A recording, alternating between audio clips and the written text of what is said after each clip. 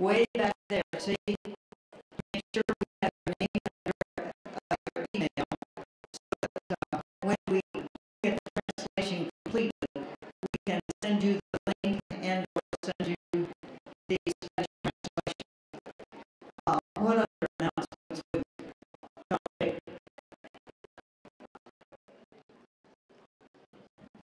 Instead of filling thumbs and or you can take a person, you can also browse for this because it has some valuable information. Right now, we're looking at it right now. We're waiting for the 200 round.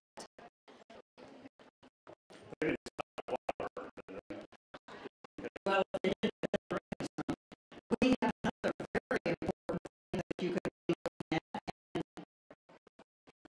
Yes, McAllen is also providing a handbook for parents, a guide for parents that we do have outside, the outside.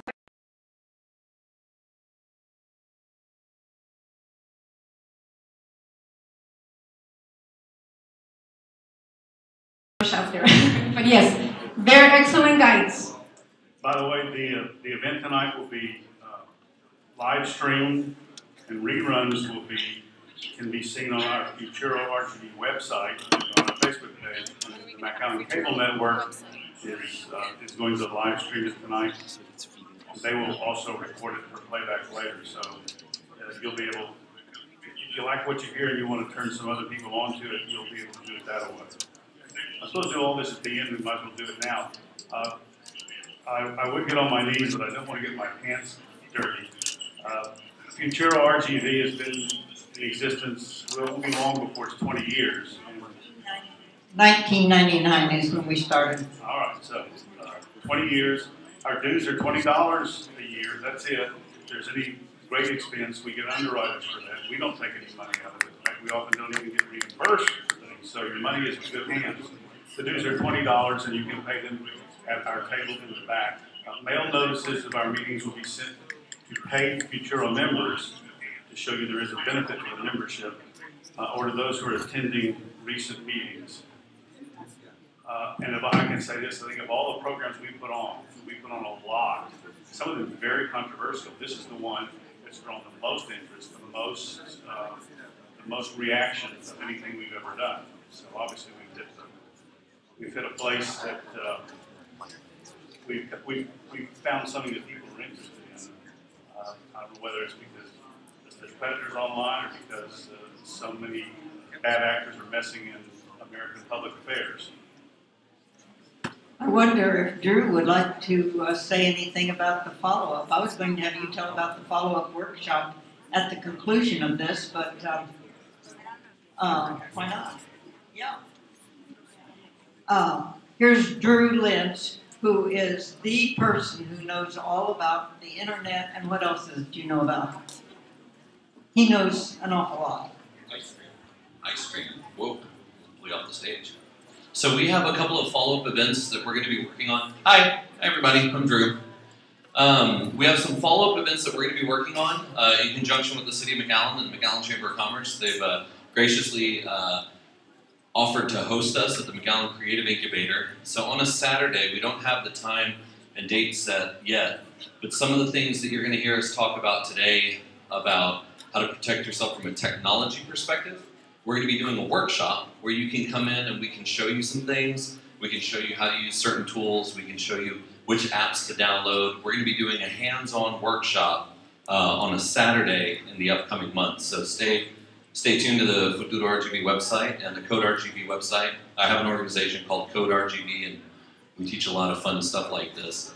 Can you teach people how to make sure Google can't track what you do and that they can't listen to you? Yes, don't use Google. That's the only way. What search engine is there that doesn't track us? Everybody got quiet. DuckDuckGo. Well, now there was a story that Amazon or someone employs people to sit and listen to Alexa. I may get everything all confused, but there are people who are listening to your conversations, and that's how they know. So there's a couple things, right? While we wait. So basically, what happens is, how many of you have a smart device like that, on Alexa or Google Home or Siri on your phone, or you use it on your phone? Those things, the Apple version doesn't actively listen to what you're saying. It only listens for keywords, which is to say, hey Siri or okay Siri. But the Alexa device actually takes everything in and records it, and someone can sit there and search through it if they need to in order to make better things pop up or better search results. So, but it actually, there's a buffer, right? So it's always listening, and when you talk, it kind of rewinds itself to listen to what you're saying, give you a pertinent answer. I like the joke that says that in the 1950s we were worried about the government spying on us and the Russians spying on us and wiretaps, and today we ask the wiretap to order us food and we ask the wiretap to bring us a car. I just ask it to turn on the light, that's all I ask it. Yeah, 2019 we gladly get into strangers' cars and ask them to give us rides everywhere. Yeah, whereas my parents taught me never to get into strangers' rides. Obviously, there's a lot for us to do, perhaps in the future, on how to use how to navigate technology. For anybody who thinks it's going to go away, it's only going to get more so. It's only going to be more intrusion into our lives.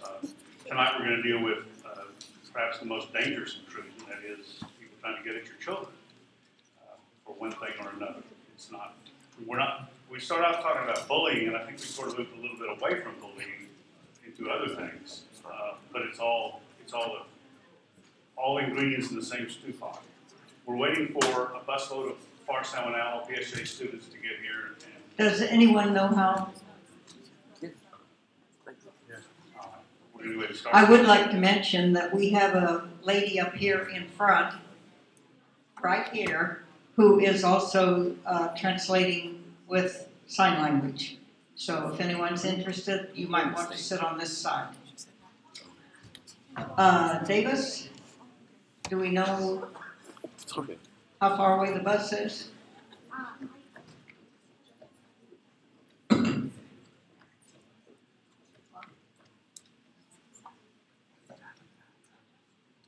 Davis, let's start.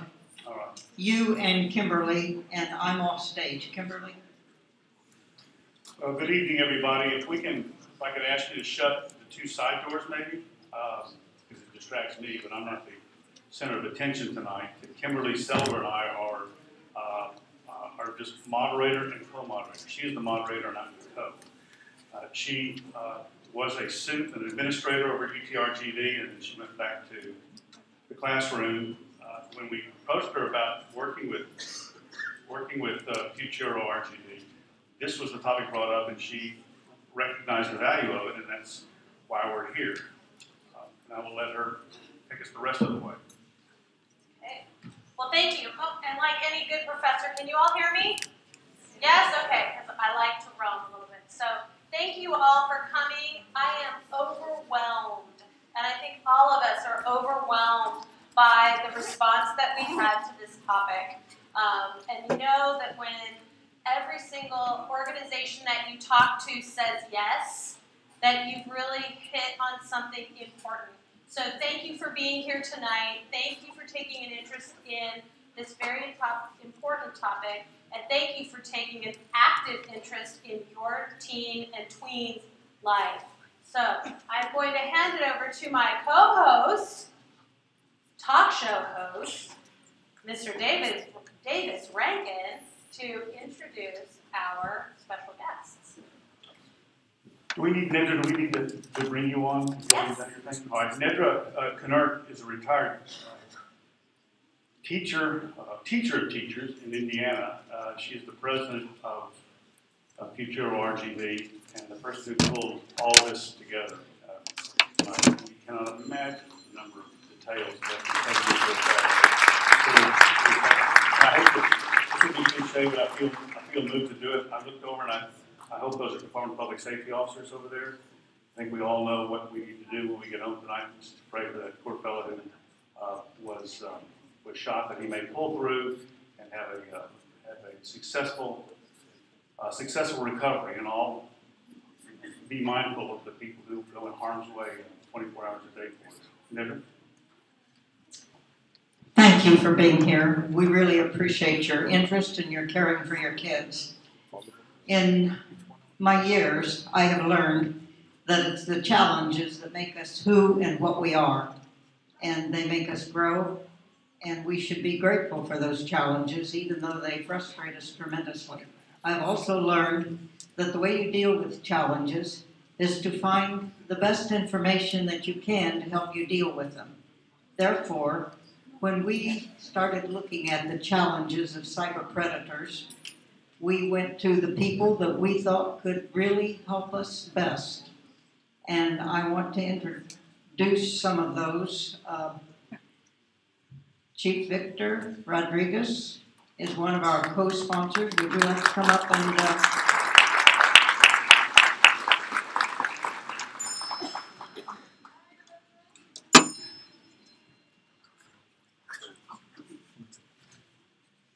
Good afternoon. First and foremost, on behalf of the City of McAllen and McAllen Police Department, I want to congratulate FuturoRGV and particularly Nedra Kennard, the president of FuturoRGV, for organizing this conference.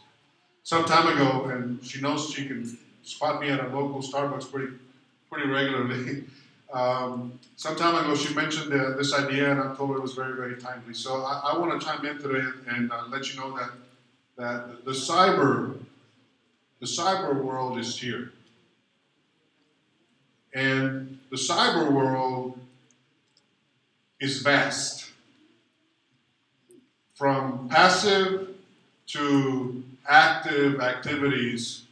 The cyber world can affect any one of us. We at McAllen PD, we deal with these cyber-related incidents on an almost everyday basis.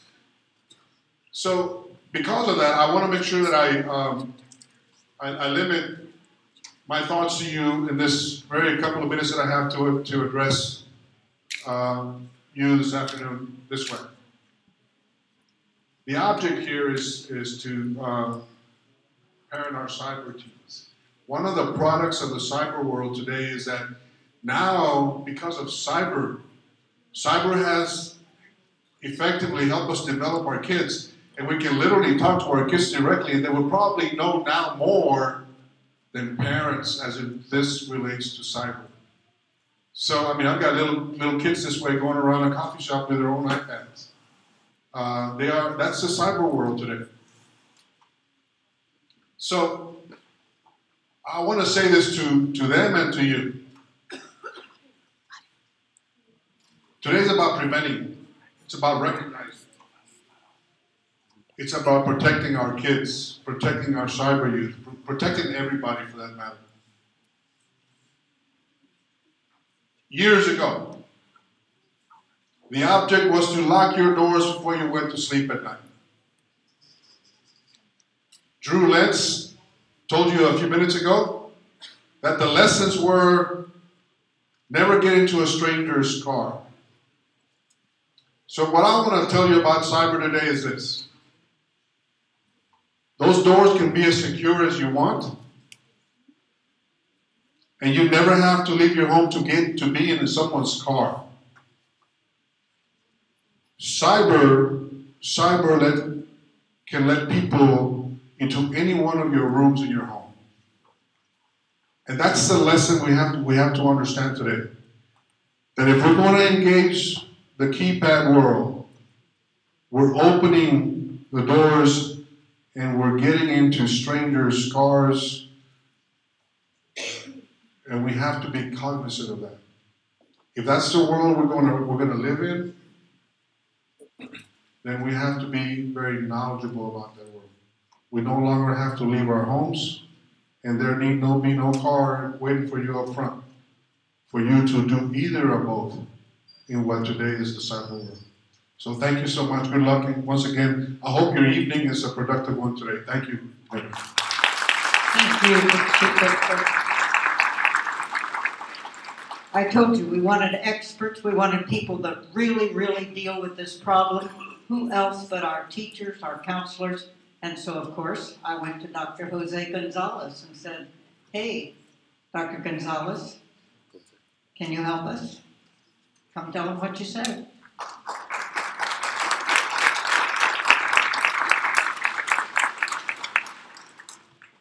How about a round of applause for Nedra Kennard and all that she does for all of you. We appreciate you, Nedra.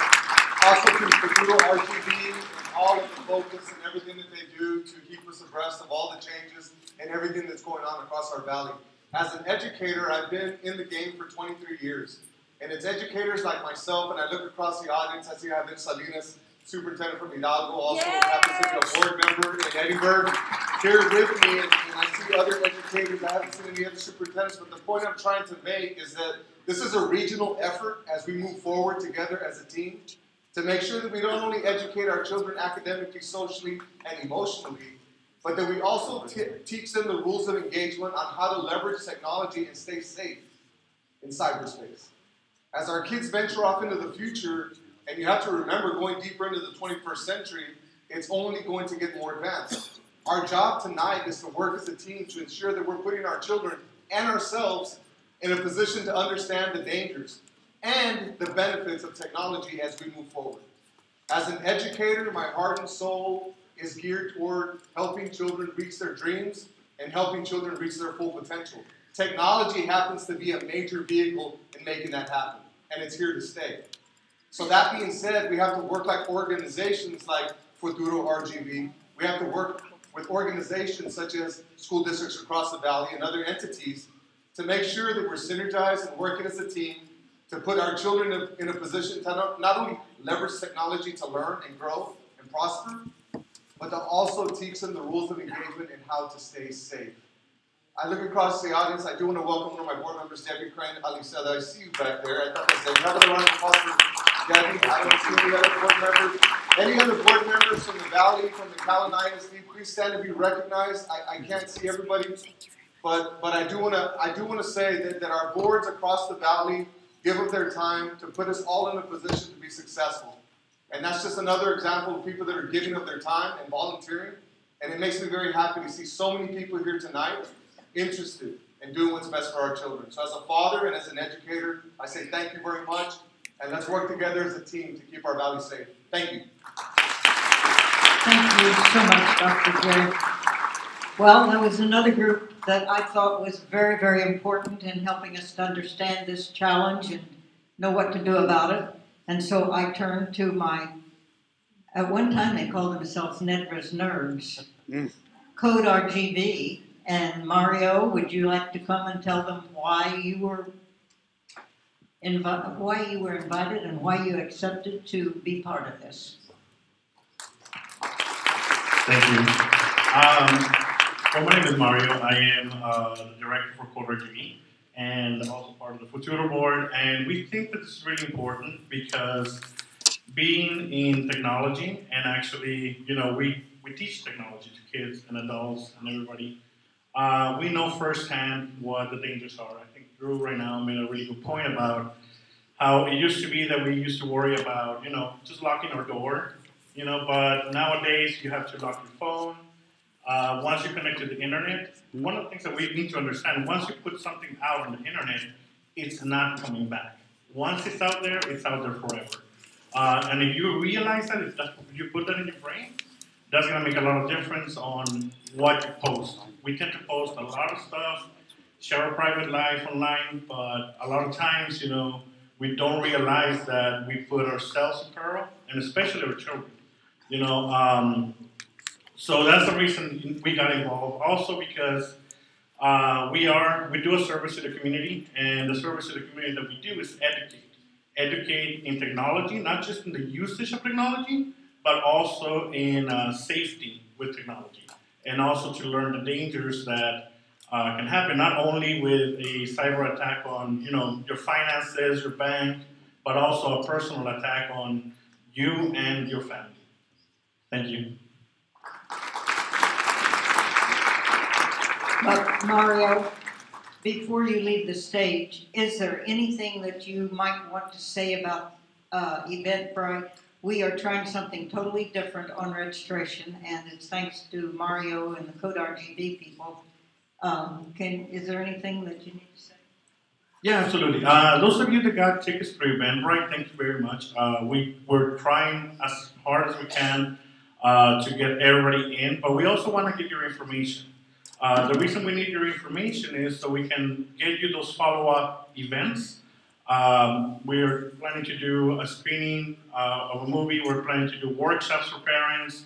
We're planning to do maybe another session like this one later on in the future, and it's very vital. Oh, and also to send you the guide, the Spanish one, yes. So that way we are able to communicate with you. So through Eventbrite, we automatically got your email. If you did not register through Eventbrite, there are people out there on the registration that you can fill out a Google form. You can put your phone number and your address, but really what we need is your email more than anything else. So that we can keep on sending you information about future events from Futuro, and also these works that are come up for cybersecurity.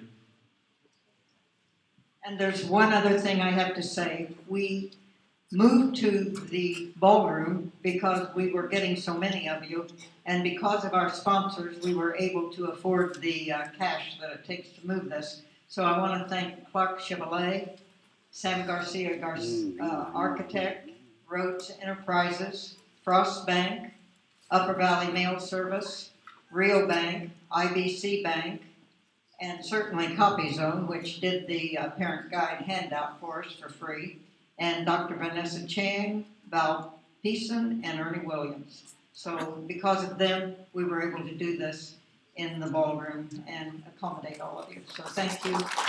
And I think at this point, it's time for my co-moderators to start getting their share. Go.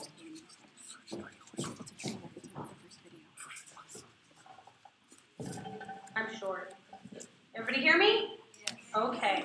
So I am very excited to introduce our first speaker. She was the first person I called, and she was the very first person to say yes.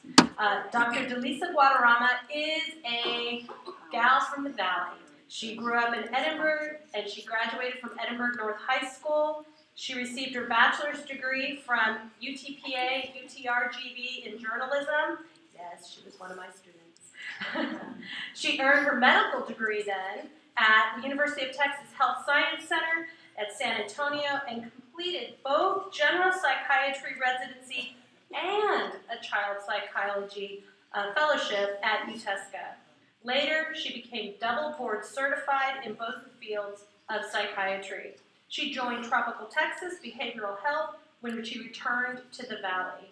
And now she's in practice for South Texas Health System clinics here in Edinburgh. So I'm very, very pleased to bring to the stage an expert, Dr. Delisa Guadarrama.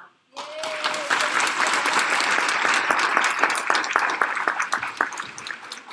I want to make sure you can hear me. Is that all right? So we're going to start with a video. And really the movie came out about a year ago. But it's just going to illustrate, I think, some of the things we should be scared about, right, in the cyber world. So they're going to pull that up.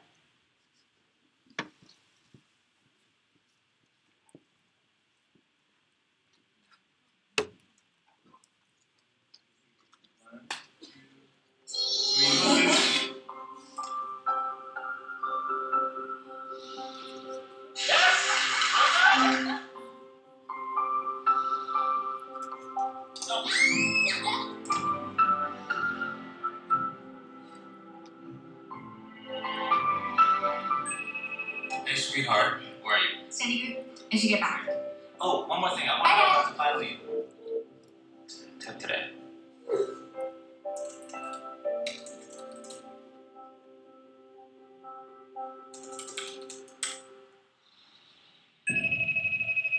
Leave me a message or text me back. Hi, sweetheart. Just checking in because it looks like you already left for school this morning. Hey, Margot, Dad again. Why did you leave your laptop at home? I haven't been able to reach Margot. Wait, you can't find Margot?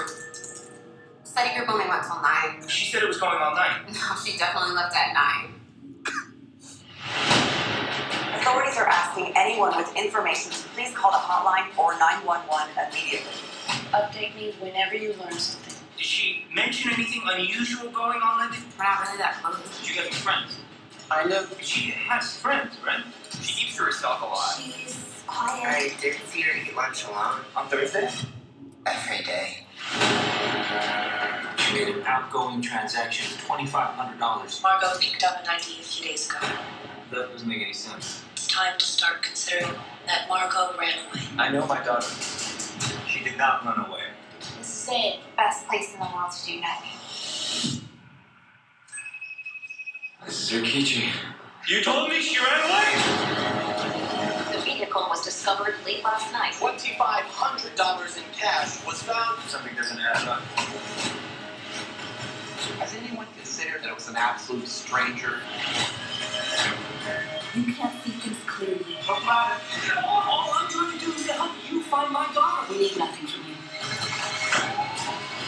Where were you? My daughter went missing.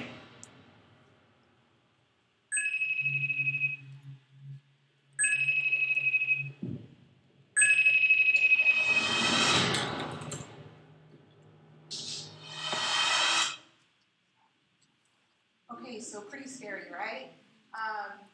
When I first went to college, I found out there are 4 categories. You either, you know you know you don't know, you don't know you know, but the scariest of all, and I think where a lot of parents end up is, you don't know, right? There's a lot of information we don't know that's out there. That's why you're here tonight.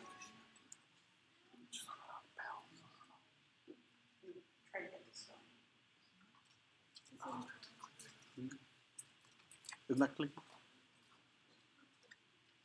So how did we get here? How did we get to this cyber world, right? So I'm considered, right, the new term for my age group is called the elder millennials. I'm on the cusp of the millennials. And all my life I grew up with technology. When I was in pre-K and first grade, I learned to type on one of those old Macs, right? So I had technology from the very beginning of school. When I was in junior high and high school, we had AOL Instant Messenger, right? And you had these profiles, but there wasn't much to do. You talk with your friends. You still had this phone, right, that your parents could pick up and say, hey, get off the phone, it's time to get off. Or go, like, rip out the cord, right, from the wall, and you'd have another phone, maybe you plug it in, but that's besides the question.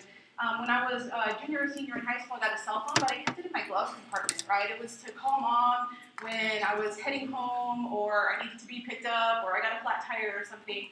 You could play Snake on it, and some other games, and that was about it. You had T9 texting. It was really hard. You had to press the buttons a whole lot of times, and they charged you a lot for texting. When I went to medical school, was the first year I got an iPhone. I took it out the other day. I still have it because they'd probably give me like 30 cents for it, right, if I went to AT&T and tried to turn it in. But it had 8 gigabytes. Yeah.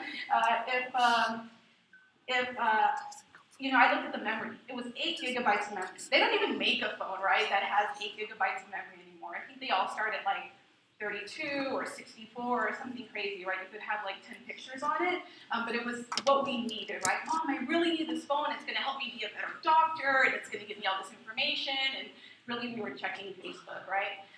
So I think that there's been a revolution, but my age group has always grown up to technology, and when they're talking about some of these apps, I'm like, oh my gosh, I don't even know what that is. I'm still back, a couple years.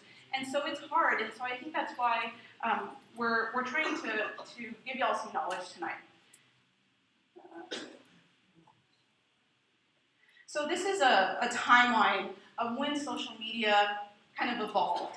So in the late 80s, early 90s was when AOL started. Then around 2003, LinkedIn and MySpace was really popular for a time. In 2004, Facebook started at Harvard and spread around to the Ivy League schools. You really had to have a .edu address initially for Facebook. And then I think in 2005 is when it kind of became a little bit more popular. YouTube in 2005, in 2006 Twitter started, then we move along. In 2010 Instagram started, Snapchat in 2011, and every day we see more and more apps. So why are we talking about this? Because there's a new world, right? People come and tell me, hey, our teens are changed, these kids are different today. The kids aren't different, but the world is different that we live in. And so are we going to adapt to that? Are we going to change and evolve and learn? Of course, right? Because we don't want to stay and keep thinking, well, it's just the kids and they're going to change. No, they're moving forward with their cell phones. So it's our responsibility to not leave our teens and children vulnerable.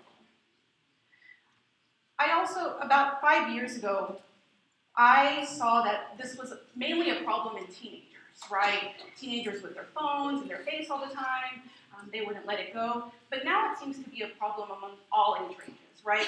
From toddlers to teenagers, young adults, right? The vast spectrum of all these age ranges, because it's integrated into our society, right? There's apps for babies, there's apps for toddlers, and we think the kids are going to learn better, right? Let's give them these things. And then they learn that they need this digital stimulation, right? I get so many kids that come in and say, I'm bored, right? Well, it's okay to just sit and to be, and they have learned since they were little that they need something in their face constantly moving, and so that's tough.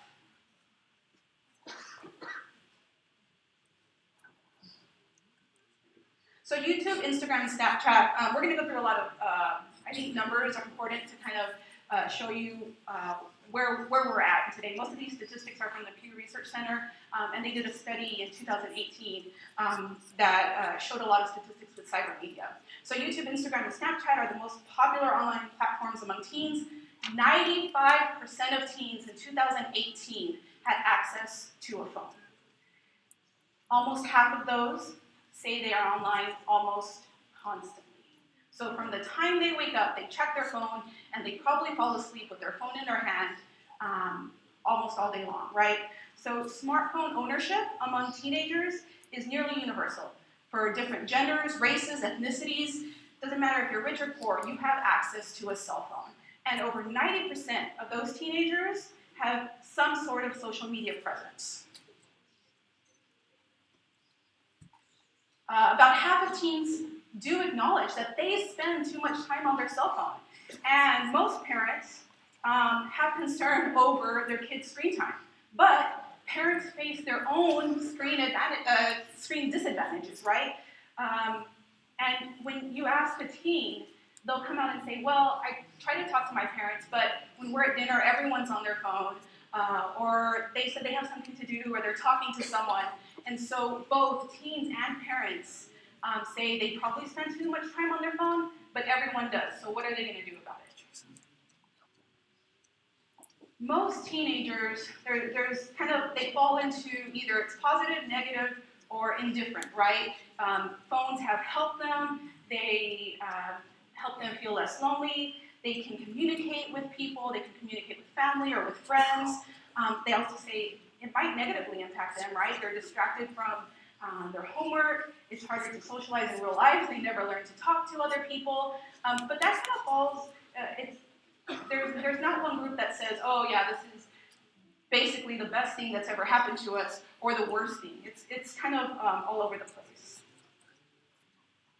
So what risks are there, right? So one of the main ones is cyberbullying.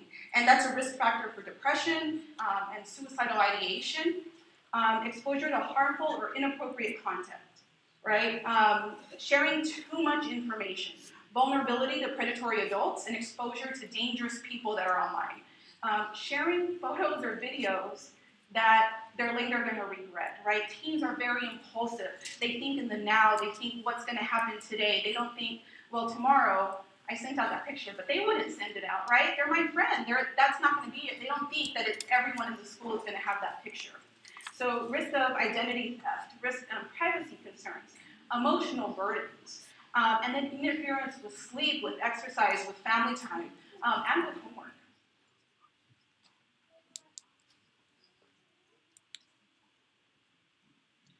This is another short clip. It's not meant to, so I'll let you watch it and then I'll talk a little bit about it. Use aneurysm gut. Move forward. And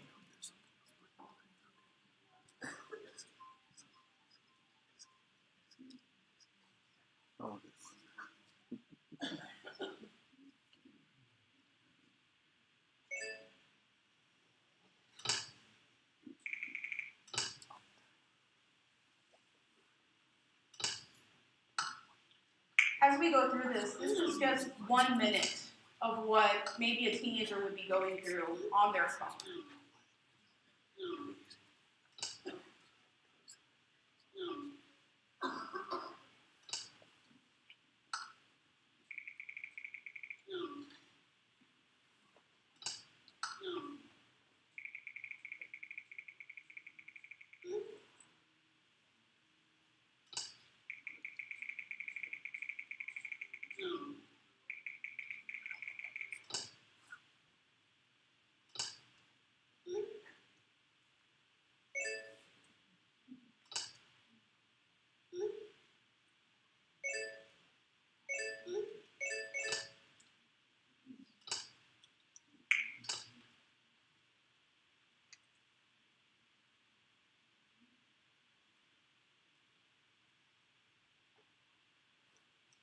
So it's a constant barrage, right? They have like 6 apps open, they're getting messages, they're getting Snapchats, they're getting Instagram posts.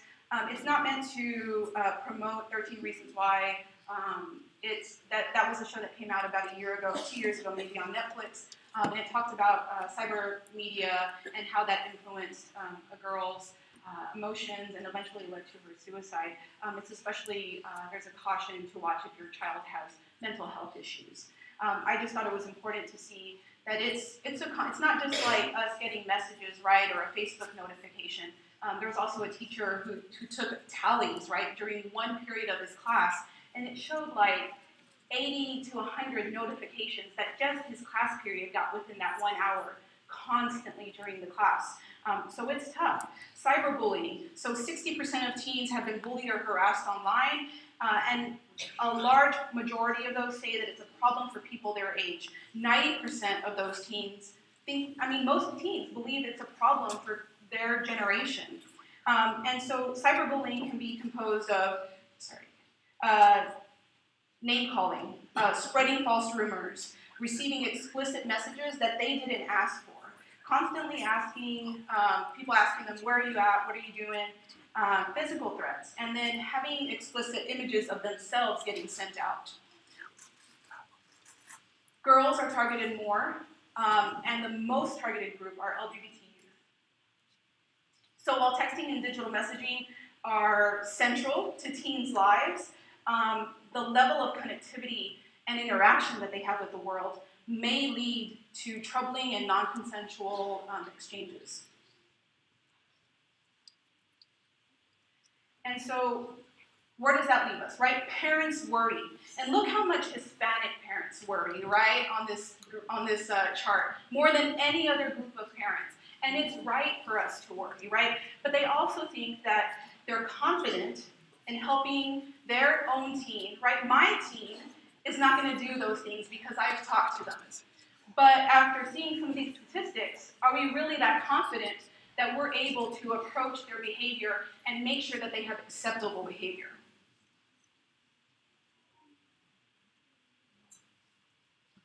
So emotions, right? 60% of teens associate a problem when you take away their cell phone, right? And they feel lonely, they're upset, they feel anxious. Girls are much more anxious without their cell phones than boys.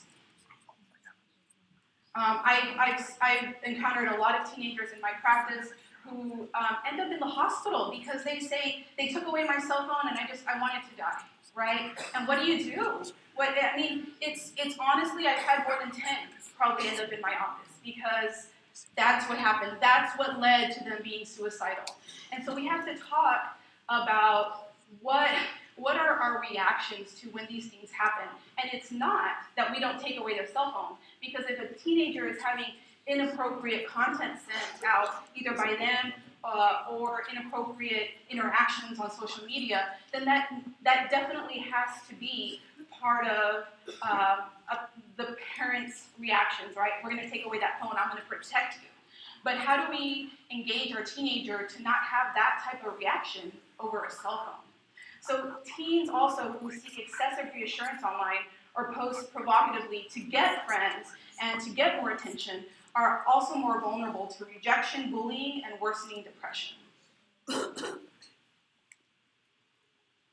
So we've talked about some negative things. What are the benefits, right, of having a phone? Well, staying connected to friends and family, right? Most teenagers do not have access to a car. 16-year-olds now can drive, but are they going to drive to their friend's house? Are you letting them go to their friend's house? So this is their lifeline, right, to other friends. They're developing new social contacts with peers. They share their content, right? If you have an artistic team that likes to sing, that likes to play their guitar, show their artwork, those are all ways that they can post about those things on social media. So teens credit social media with helping them build stronger friendships and exposing them to a more diverse world, right? Learning more about the world. But they do think that that leads to social pressure. Most teenagers, though I want you to be reassured, are not posting negative things online. In fact, most teenagers are posting positive things about themselves online, and that helps build their self-esteem. There's just a small percentage that they talk about maybe personal problems or other problems within their family. But it's important to know that we're not just singling out the people that are posting negative things. There are dangers also for the other group of kids.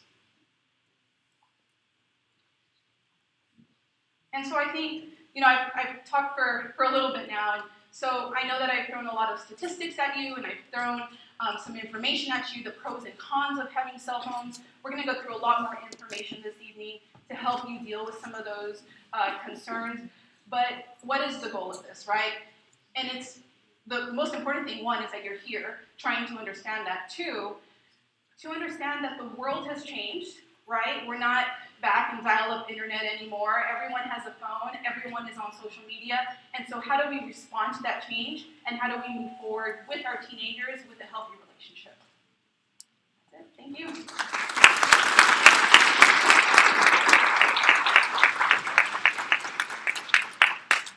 You heard him a while ago, but you're going to hear him in greater detail now. And want to pay very close attention to Drew Lentz, who's president and co-founder of CodeRGV, which is the largest tech nonprofit in South Texas. The focus is on teaching essentials of computer science at CodeRGV and computer programming to residents of all backgrounds and ages.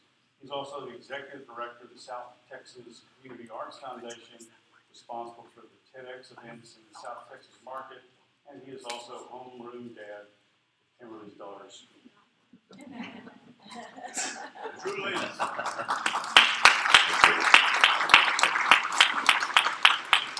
Hello! Good morning, good afternoon, and if I don't see you, good evening. I watched the Truman Show this weekend, which the Truman Show is all about spying on someone. It's all about watching someone's life unfold. And I thought it would be interesting to watch it with my 7-year-old daughter so that she could see a little bit and kind of start to understand that there's always somebody watching. There's always somebody looking over your shoulder. So we're messing with the microphones. Just give them a second back there. I think we're good to go. That is not my slide deck. No? Nope. Oh, different. I can talk about it. Let's see what we got. That's the police. Let's see. Anyway, so my name is Drew Lentz. I have a nonprofit organization in the Rio Grande Valley called CodeRGV. Have any of you heard of CodeRGV? Oh, score. Thanks. Yes, like 3 people. Woo. What we do is we teach our kids how to fly drones. We teach them how to do robotics. We teach them how to code, how to program, how to use Photoshop. We do all kinds of fun stuff. I'm trying to slow down. Sorry, I apologize. She's going nuts over there. So what we do is we come into the community and we help provide technology for the community in a way that's super usable for you all and for your students. We work on projects like in PSJ. Is anyone here from FAR? Oh, check it out. Hey. Dr. King, who was my superintendent when I was like in 3rd grade in Alton. Yeah, and so what we're doing in the city of FAR is we have a program in Las Milpas. Is there anyone here from Las Milpas? Oh, yes. Okay, so we have a free broadband program going on in Las Milpas right now where we're helping the city of FAR try and understand how they can provide digital connectivity and broadband and internet access to some of the residents down there. We have 50 home sites that are set up for people to use. And so it's kind of cool. So we work with cities and communities and school districts all across the Rio Grande Valley to help figure out how to drive technology and drive technology innovation. But with that comes a sense of stewardship, shepherdship, right? We need to make sure that whatever it is that we're doing, that we're not putting it in the hands of someone who's going to misuse it. And so a lot of what we do is education. It's not just about giving someone connectivity to the internet, it's about educating them. Let's see if this clicker works over here. Ooh. So we looked at the specs. 95% of teens have access to a smartphone. How many of y'all's children have a smartphone? Just about everybody. The Rio Grande Valley, the Hispanic market, specifically in the lower Rio Grande Valley, is one of the top markets in the United States for cell phone adoption. We're one of the first to trial 4G and LTE, and we're also one of the first that's going to be getting 5G access. So it's very interesting that in this community, a lot of people go straight for the cell phones. And a lot of it has to do with the cost of them. It's less than buying a computer. As we heard, 45% of teens say that they're online constantly. Think about how often someone's using a phone, right? But it's cool, right? Because none of the sites, Instagram and Facebook and Snapchat, they're all for over 18, right? None of them are for kids, right? You have to be 18, right? Okay. No, 72% of teenagers say that they use Instagram on a daily basis. 72%. That's a lot of Instagram users that are not supposed to be Instagram users. Does anybody know who owns Instagram? Facebook. That's correct. Fascinating. Think about how much data they're putting out there and how much data is being absorbed. And think about how much data is also being leaked out to advertisers and to marketers and for people who are trying to take advantage of kids. 69% use Snapchat. Teenagers that use Snapchat daily. Daily. What's crazy about that is that number of the Snapchat users, 35% of the teens that are polled use Snapchat more than YouTube. I think about my kids and how much they watch YouTube. Like, they consume a lot of YouTube. They use more Snapchat than they do YouTube. It's kind of interesting. I heard a wow. All right, you know, you're in the valley. I want to hear a So, the thing, I'm glad I'm getting some laughs here. So the things about it is you want to make sure that your kids are choosing their friends wisely. And I totally sound like my dad up here. You are who you hang out with. Choose your friends wisely. You know, if everyone jumps off a bridge, are you going to jump off a bridge? I mean, maybe, like if I have a parachute. But choosing your friends wisely and instilling in your students and your teens and your kids to choose their friends wisely, because it's not just about who they think their friends are. I do a whole session where I talk to 8th graders about, you think you know who I am. You think you know who I am. You think my name is Drew. You think that Davis said all this great stuff about me. How do you know I'm not breaking into all of your cell phones right now? I'll do that at the next session. I do that. One of the things that we teach is we teach wireless security, and I show everyone how we can break into their cell phones while they're sitting right in front of me. And then I teach you how to protect yourself against that. I teach your kids that too. It's kind of scary. It's the way of the world. So, choosing your friends wisely. Who's following your friends? It's not just about who your students and your teenagers think are their friends. It's about who have they let into their lives. Chief put it perfect. You don't have to get inside someone's car. You don't have to let someone in their house for them to be able to watch everything about your kids. I'm going to pick on you because you're right in front of me. How many friends do you think you have online? Like Twitter, Snapchat, Instagram, total? Around 90. Good for you. Like, I mean, that's a lot, but it's okay. So, usually the average, does anyone know what the average number of followers on Instagram for an Instagram user is? What do you think, Woodman? 150! You nailed it! Are you Googling it out there? Anyway, 150. The average Instagram user has 150 followers. That means that your son or your daughter thinks that 150 people who are watching them every day, like they think, oh, that's cool, I have all these people watching me. But what are they posting on there? And it's not necessarily about what they're putting out, the content that they're putting out. It's about the weird perverts that are watching them. I'll be totally honest with you. That's what it's about. I have 5 kids, right? And it's about people who think not like normal people. And what to them seems, what you think may be innocent, they may be using for something totally different. So who's watching your children? Who's sitting back watching their Snapchat feed? Who's sitting back watching their Instagram feed? Who's sitting back trying to figure out how to take advantage of them? 1 in 5 U.S. teens say that they've received unknown sexual solicitations. Ma'am, shaking your head. How many kids do you have? That's good enough. So, you have 1 kid. If you knew that a child predator was going to walk up and expose himself to your son or daughter, would you do everything in your power to stop that person from doing it? They do it every day on the internet. 1 in 5. 1 in 5. So, less than 33% of people, how many of you are using web filtering software, blocking software, safe DNS, open DNS, family DNS? How many of you are protecting your online life at your house. 33%, less than 33% of people are using software or tools to help mitigate some of these things from happening. Less than 33%. That's like these guys over here in this entire room. Look over here. Everybody look over here real quick. Them or less is who's protecting themselves and their children from child predators online, taking proactive measures. Think about that. It looks way cooler from up here than it does from down there. So what happens when it becomes more than watching? U-boat. Kids, don't raise your hands. Parents, how many of you have ever even heard of U-boat? It's Tinder and Snapchat combined for teenagers. Think about that. No, don't be smiling. Tinder and Snapchat combined for kids. The next one's Tinder. We all know Tinder. But little girls and little boys who want to grow up and think that they're mas macho, or that they're a man now because they're 14, or that they have their 15, so now they're a big grown woman, they get on Tinder. And who do you think's out there looking for them? The police department's going to stand up and give you some crazy information here in a little bit. How about Whisper? Have y'all ever heard of Whisper or Yik Yak?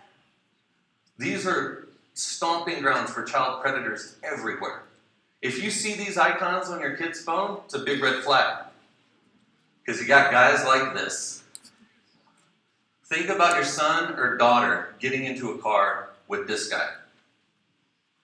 How many of your kids, 15, 16, 18, I'm not going to ask you how many of them vape or use Juuls, but how many of them have friends that do that? Don't raise your hands, think about it. How many of them are smoking e-cigarettes right now? What this guy did, this was in Austin. This was about 6 hours ago, soliciting minors for sex in exchange for vape pens. Now he's not just watching kids. Now he's saying, hey man, I see you smoke vape. I see you have Juuls. Why don't you come over to my house and I'll give you some of those? What happens when it's more than someone who's just watching?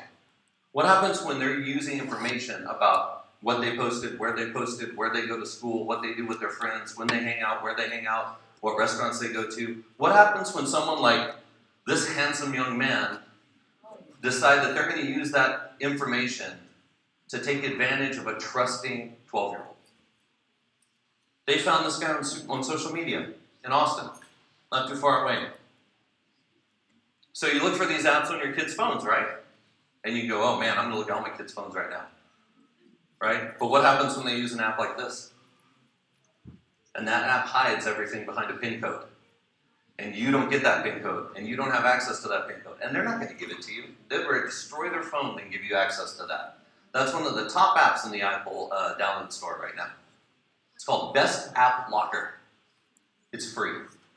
And you can obscure all the apps on the phone, and pictures, and text messages, and all kinds of stuff. You can hide them behind there. And it looks like a microphone in a restaurant and a game and a silly happy face. And you don't know the difference, right?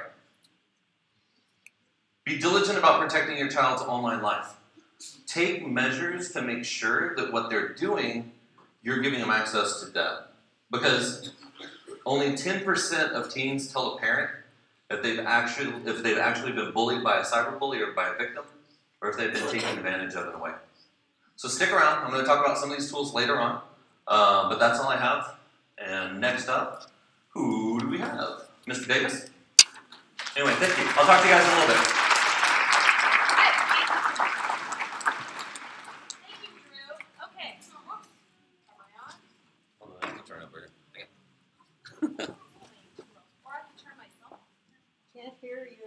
There you go. Can you hear me now? Can you hear me now? You can hear me now? Okay. How many bars do I have? Can you hear me now? All right. So, I don't know about you. I have a 16-year-old daughter.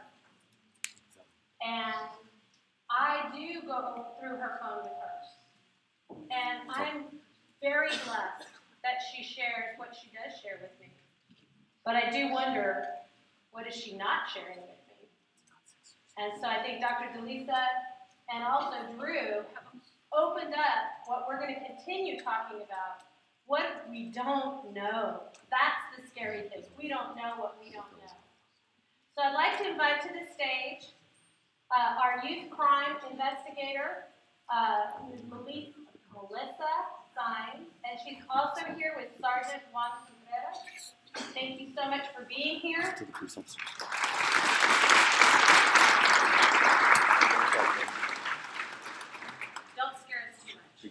try not to. Okay, good evening to everyone. My name, like you mentioned, is Melissa Sines. I'm an investigator assigned to... Okay, thank you. I'm an investigator. Can you guys hear me? Okay. So I'm an investigator assigned to the Youth Crimes Unit for the McAllen Police Department. I've been an officer for 11 years now. I've worked at the McAllen Police Department for 18 years. Like I said, 11 of those as a police officer, and 5 of those assigned to the Youth Crimes Unit, where we investigate any crimes dealing with the youth in our city, whether they be victims or suspects to any offenses. Now, before I start my presentation, when I say suspects to any offenses that are committed in the city of McAllen, that's any child that is 10 through 17. We handle all those cases. So today we were asked to speak a little bit about internet safety. Why? Because it's a very common problem with youth overall. We're trying to help parents understand what they need to do to keep their children safe and not have any of these instances happen to them. So we're going to use a presentation made by the National Center for Missing and Exploited Children.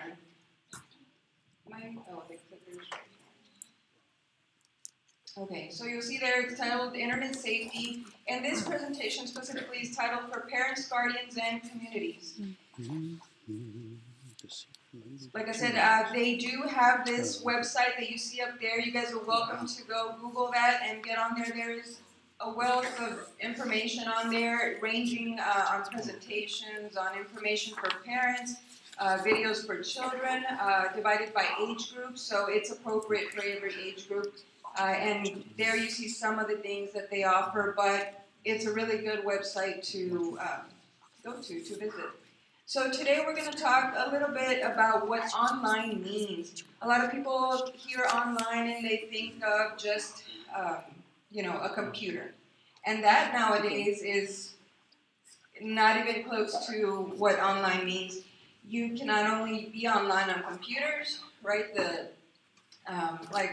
doctor said, before it was just a home computer, and it was that. And parents could see what their children were doing on that computer. And now every kid almost has not only the home computer, but their laptop, their iPad, their phone, their gaming devices, so on and so forth. There's so many things that they can use to access the internet. What do your children do online? That is the scary part, because we think we know as parents, but there are so many apps, and these kids, nowadays that's how they were raised, to know all about internet and all about all these apps and how they can hide it and how they can get away with doing certain things they shouldn't be doing.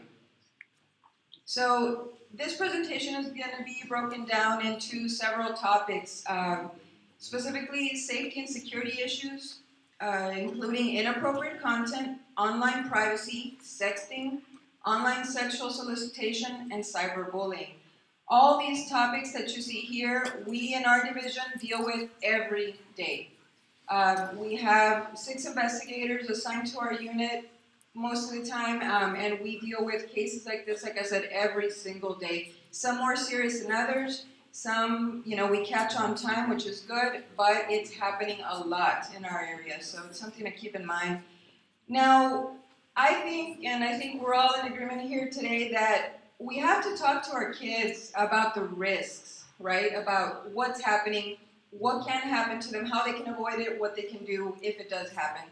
And remember, every child is different, and of course, you need to cater that conversation by their age. So in younger children, you would mostly talk to them about netiquette, and that's what the National Center for Missing and Exploited Children website calls basic etiquette on the internet. So they combined those words, came up with the word netiquette, and so that is what you talk to your kids about when they're younger.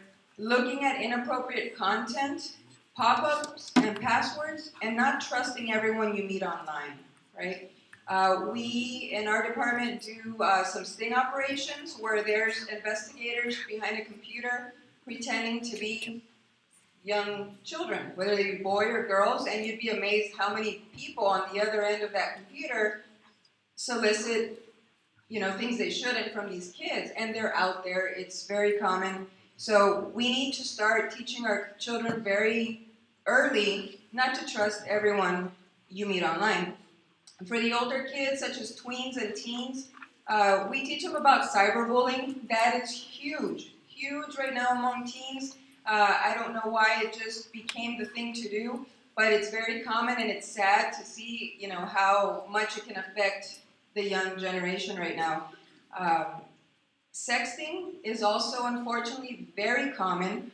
That is a huge percentage of our caseload sometimes, and kids are not understanding, it seems, how serious this can be and how permanent that can be. They don't realize that once they send something to who they think is their boyfriend that they love, girlfriend that they love, their friend, that is forever out there now. So that is important to talk to them about. Posting personal or inappropriate information and meeting offline. Sometimes they meet people online, but the scarier part is when that person they meet online gets them to meet them offline. That is even scarier. So inappropriate content, when they say that, we're talking about, one, pornography, excessive violence, hate speech, risky or illegal behaviors. How to respond. I think it's common and it's almost instinct for parents to get very upset if they find their children looking at inappropriate content. Now, what we try to tell parents is, remember that you are their parent, but you should be someone that your child can go to, can trust, to tell them if something like this happens or they see something like this. So you need to not scare them. If you do find your children have seen something like this, have received something like this, or even have sent something like this, because they see everyone else doing it, and they, for some reason, think it's okay to do it as well, remember to not scare them, don't get after them right away, talk to them. See what brought that on, how they came across that, etc. The important thing is communication. Listen to them. It's really easy to just tell them and tell them and tell them why it's wrong. Let's listen to them. How did they come across this? And listen to what they have to say. They live very different lives than when we grew up. So it's important to know what's going on in their lives.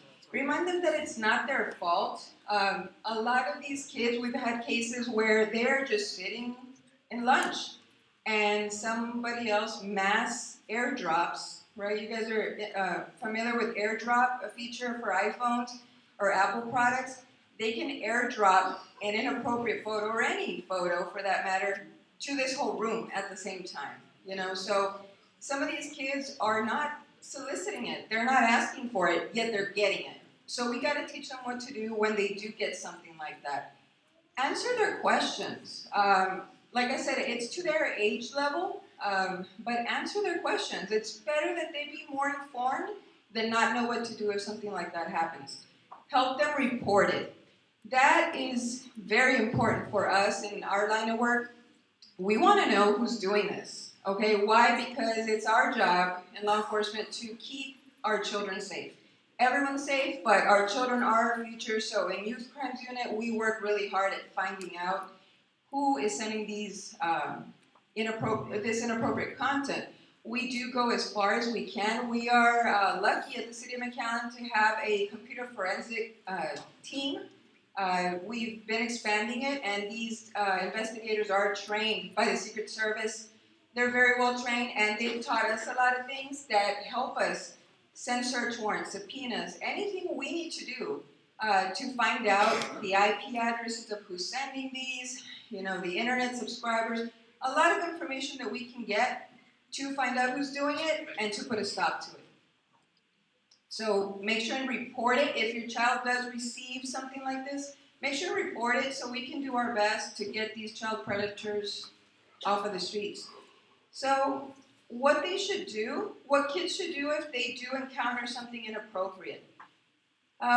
They can, of course, turn off the screen. This is usually for younger kids because they're not really good at, all these other steps. Just turn off the screen and go tell the parent. Make sure and tell them to do that. Use the back button to get off of that screen and go to the one before that. Tell a trusted adult. Why do we say trusted adult? Because sometimes parents aren't around. A lot of parents nowadays work late. They work, in the afternoons and on the weekends, and you leave them with someone else. Make sure it's someone they trust. Make sure it's someone that they are comfortable in telling something like this. Report it to the website or app.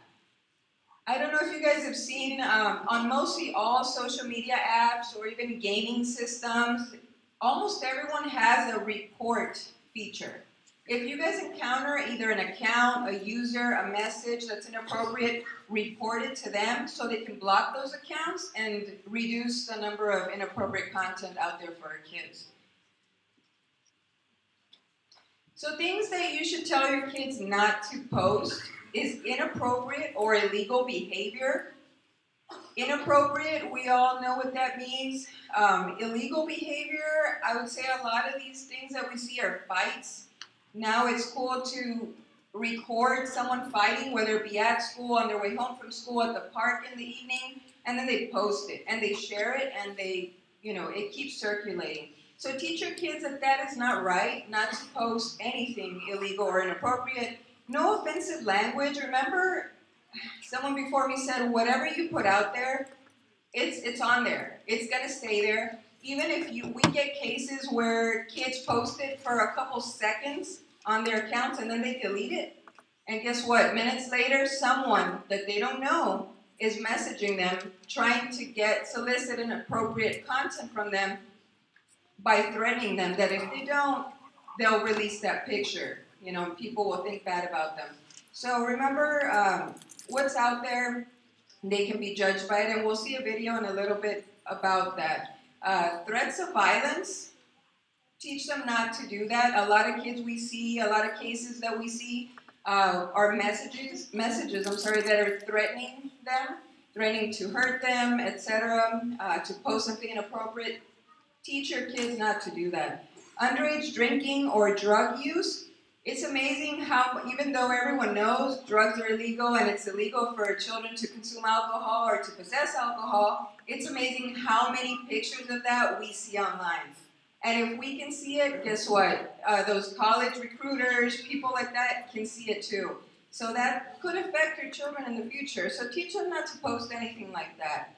Hate speech, like I said, that's mostly bullying, and it can affect other kids a lot. Teach your children to be the better person and not do any of that. We have, I think, time for one of these videos. I'm going to skip over a couple more, but I thought this one would be good to you as parents to see and explain to your kids how something they think is innocent one night can affect the rest of their lives.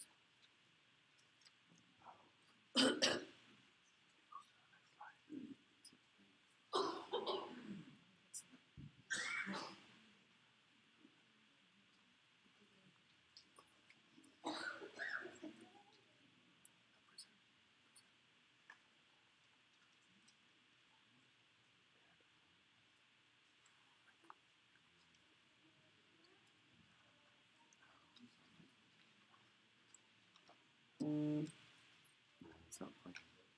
It's not playing. No. It won't load up. It's not available online. Can you guys hear me? Okay. So we're having technical difficulties. We can't play that video, but I'll just tell you a little bit about what it was. It's, this young man, he's in high school. There we go. Is it that one? Yes. Okay, let's play it from. One, will it play? Oh, when you fell. There we go.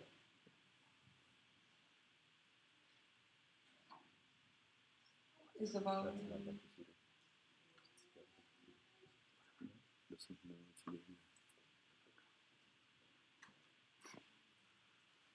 I don't know. It wasn't that one. I'm hoping to get a scholarship for college. From my parents' help. How many nerds does it take? As long as you get it. Hey, I'm Eduardo. I'm a junior at NHS. I'm not anything special. Pretty normal. I get good grades, and my friends are pretty cool. What's up, Eddie? And even my parents aren't too bad. We love you, mijo. I also do a little swimming. Actually, some recruiters have been checking me out.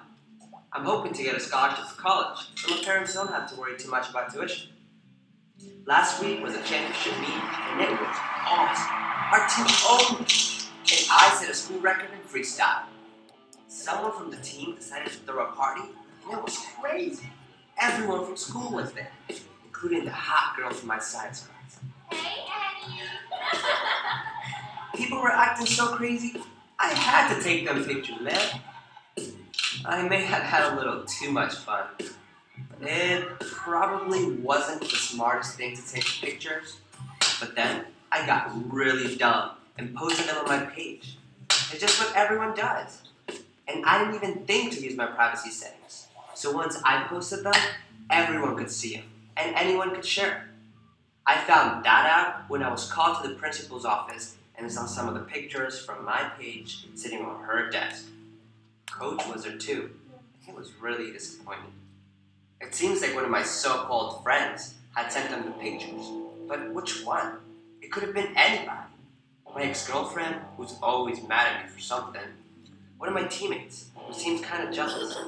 It could have even been some guy I spoke to once in the 9th grade. I guess it doesn't even matter, because I'm the one who put the pictures up there in the first place. Now my principal's saying that I violated the student-athlete code of conduct. I signed it at the beginning of the year, and it's 0 tolerance. Meaning, no more chances. I'm off the team. Goodbye scholarship. On top of that, I got suspended. I've never seen my parents so mad. Even my teammates won't talk to me. Some of them were in those pictures, and they've been calling to the principal's office too. At first, I was really mad at whoever sent the pictures. What business was it of theirs? But then, I realized that as soon as I posted the pictures online, I made it their business. It was really all me. I was 2 kinds of stupid. I was the one who broke the rules. And then I posted the pictures online. It was like one mistake after another. So that's my story. I used to be this kid, and now I'm this kid. This was all it took.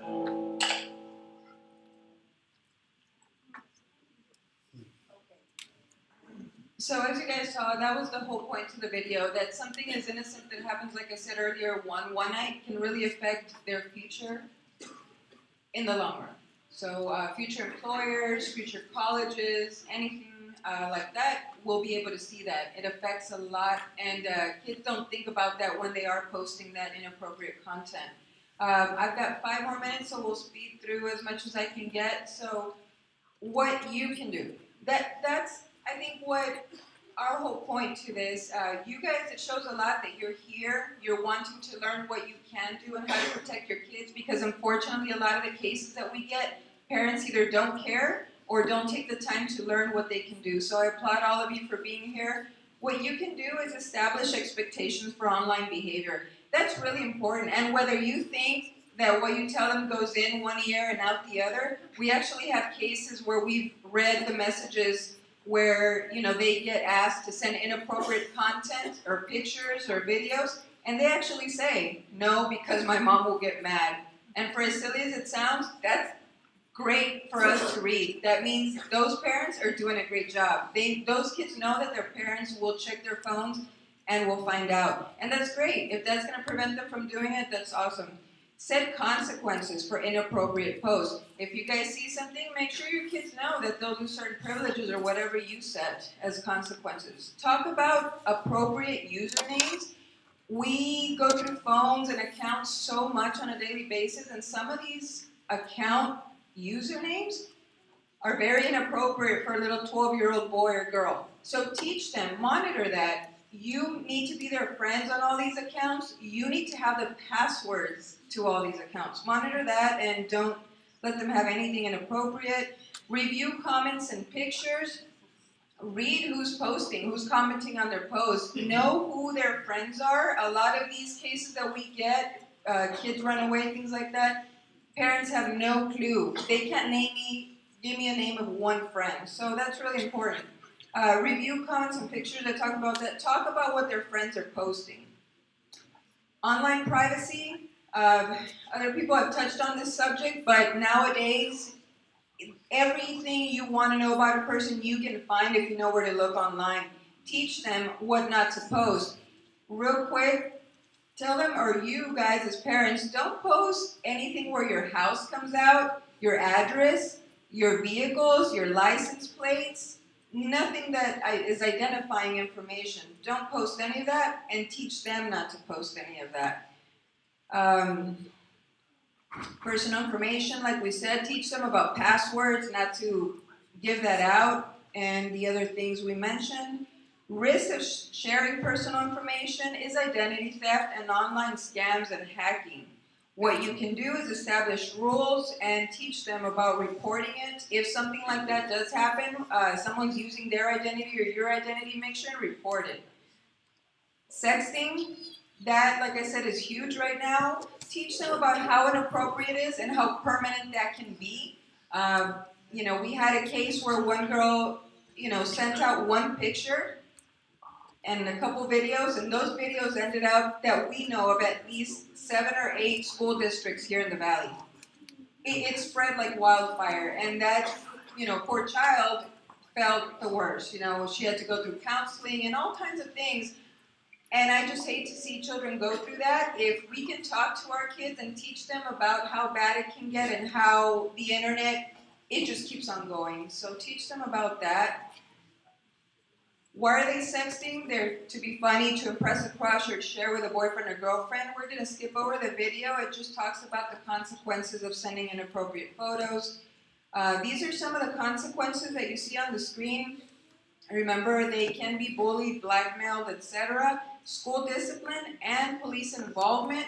We do arrest kids, very often for sending those photos. Teach your kids that even if they're not the ones in the picture, if they forward those photos, they can get arrested for that too.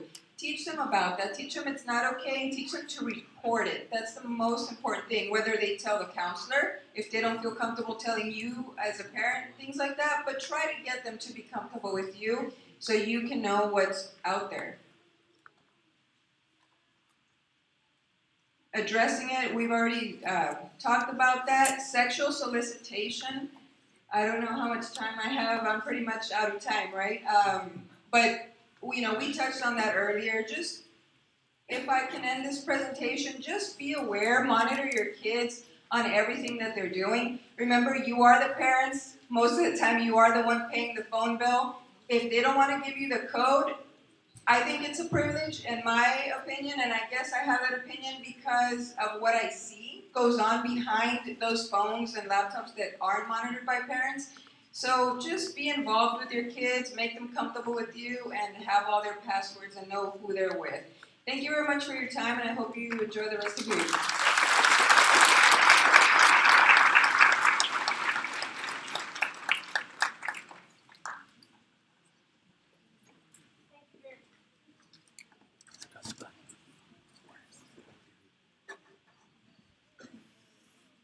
Try it, Kim. Try it.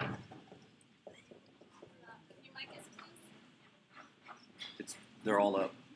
Hello? Oh, there we go. Okay, I would like to invite to the stage. We're now going to shift a little bit, and we call this our talk show. So if our guests will please come to the stage. We're going to move the podium out of the way. Move these chairs just slightly.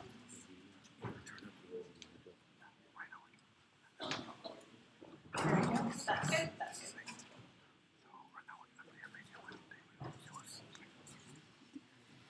Okay.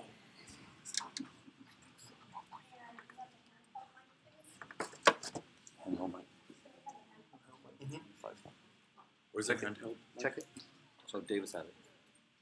We're getting that mic for you right now. So we wanted to give some of our counselors an opportunity to talk about what's happening in the schools. We've talked from Dr. DeLisa and Drew. We've heard them from the McAllen Police Department. And I know that when I heard some of the information from McAllen PD, I stood up and thought, I wonder how many kids are aware. And so we wanted to talk to the counselors at the schools and find out what they're doing. But before we do that, we're going to hear from a student who shared their story with us. And if I think he can tell it best. So, Mario, can you roll the video, please?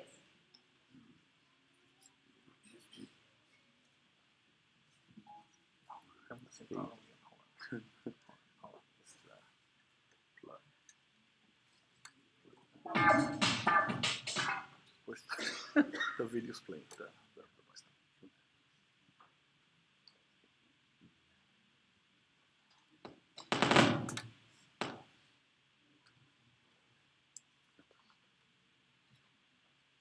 Beginning of my senior year, everything was going good.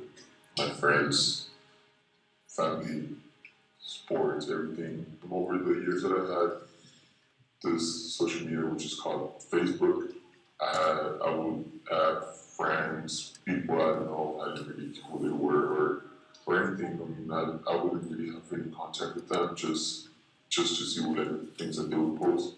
And after that, I got a message, which at first I didn't really pay attention to it. A few minutes later, I guess the person had seen that I had read the message.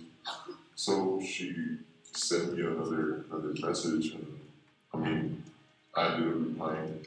We were talking, like at first she sounded, it was like a friend. So she was asking me like all these questions, like nice questions, and I mean, I didn't really think anything about it. I thought it was just a new friend, someone that's not from where I am, someone far that could maybe tell me how their lives over there was, and me explain to them how it is here. It was like that for a few days, a couple of days, and later things started going a little bit different. Like she wanted to know about my sexual stuff. I got so into the conversation as well. This person, she told me, let's exchange pictures. Of course, I didn't want to at first. I didn't agree to it until this person sent me like around 5 pictures. And they all, I've been the person that every time I see a picture like that, because I heard other people that have done that, but like I always check, like, okay, this is not the same person, like all these pictures. But this time, all the pictures were from the same exact person. So I thought, okay, it is actually her. So I decided to do the same. I didn't think about anything, consequences, anything. A few hours later, this person told me if I would do as she would ask, send my pictures over Facebook or anything. And I guess she was smart. She sent me a list of people that I admired, friends from my own Facebook, and she told me, I know, and actually all the ones that she sent me, they were all my same last name, and she told me, she was like, if you don't do as I say, your family will see your pictures. And by this time, I did not know what to do. I was honestly scared. I was nervous. I was, I don't know, depressed. It was just so many emotions at once. And this person was actually asking me for money in exchange, in order for her to delete my pictures. It was $500 that she was asking for. The worst thing about everything was looking at my mom. Like, I had never done anything like that. I just felt like I had failed my mom. That day it was hard. It was a hard day. I couldn't concentrate in school.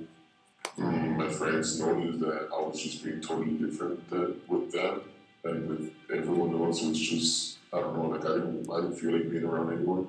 I didn't tell anyone about it, but towards the end of school, I couldn't told it anymore. I didn't know what to do. I was gonna talk to my dad, but I knew that if I would talk to my dad, like he was probably gonna get mad at me or anything. My dad's a very strict person about what to do, like social media, like where to go or anything. He's always been I mean, my dad, to me, he's everything. My dad, my parents, both of them. I love both of my parents. This was just something that I didn't know how to bring it up to him. So the only way I knew I could do this was asking for help to our social worker at our school. She helped me. She gave me advice. She told me, you know what, we have to bring this to the police department. I did not want to do that. I did not know what they were going to do, what I was going to go through, what any consequences that they're going to, once I stepped in there. Before going, she also told me, that, but since you're a minor, we have to let your parents know. But we had to tell them, we had to let them know what's going on. And I did, I showed up. And when I showed up, my dad was already there waiting for me. And my dad looked at me, and the first thing that I thought was my dad is just gonna slap me or something for what I do. But he came up to me, and he didn't say a word. He just grabbed me and he hugged me. Like I said, he's a strict but caring person, and he's a love person. I just wanted to let you know that I love you and that I'll be here for you no matter what. By now, I feel more safe. I was with my social worker, I was with my dad, I was with the police officer.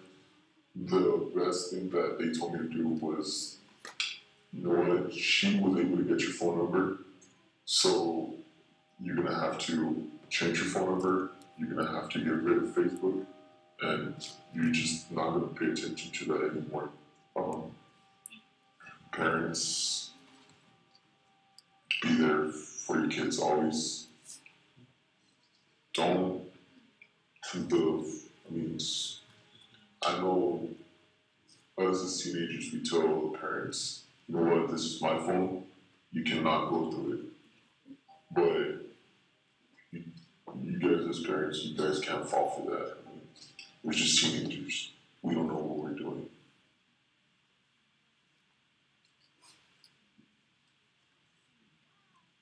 So we thought it was important that we heard from a student, a teenager, that's from the Rio Grande Valley, not someone from San Antonio, not from someone from New York or California, but right here in the Rio Grande Valley.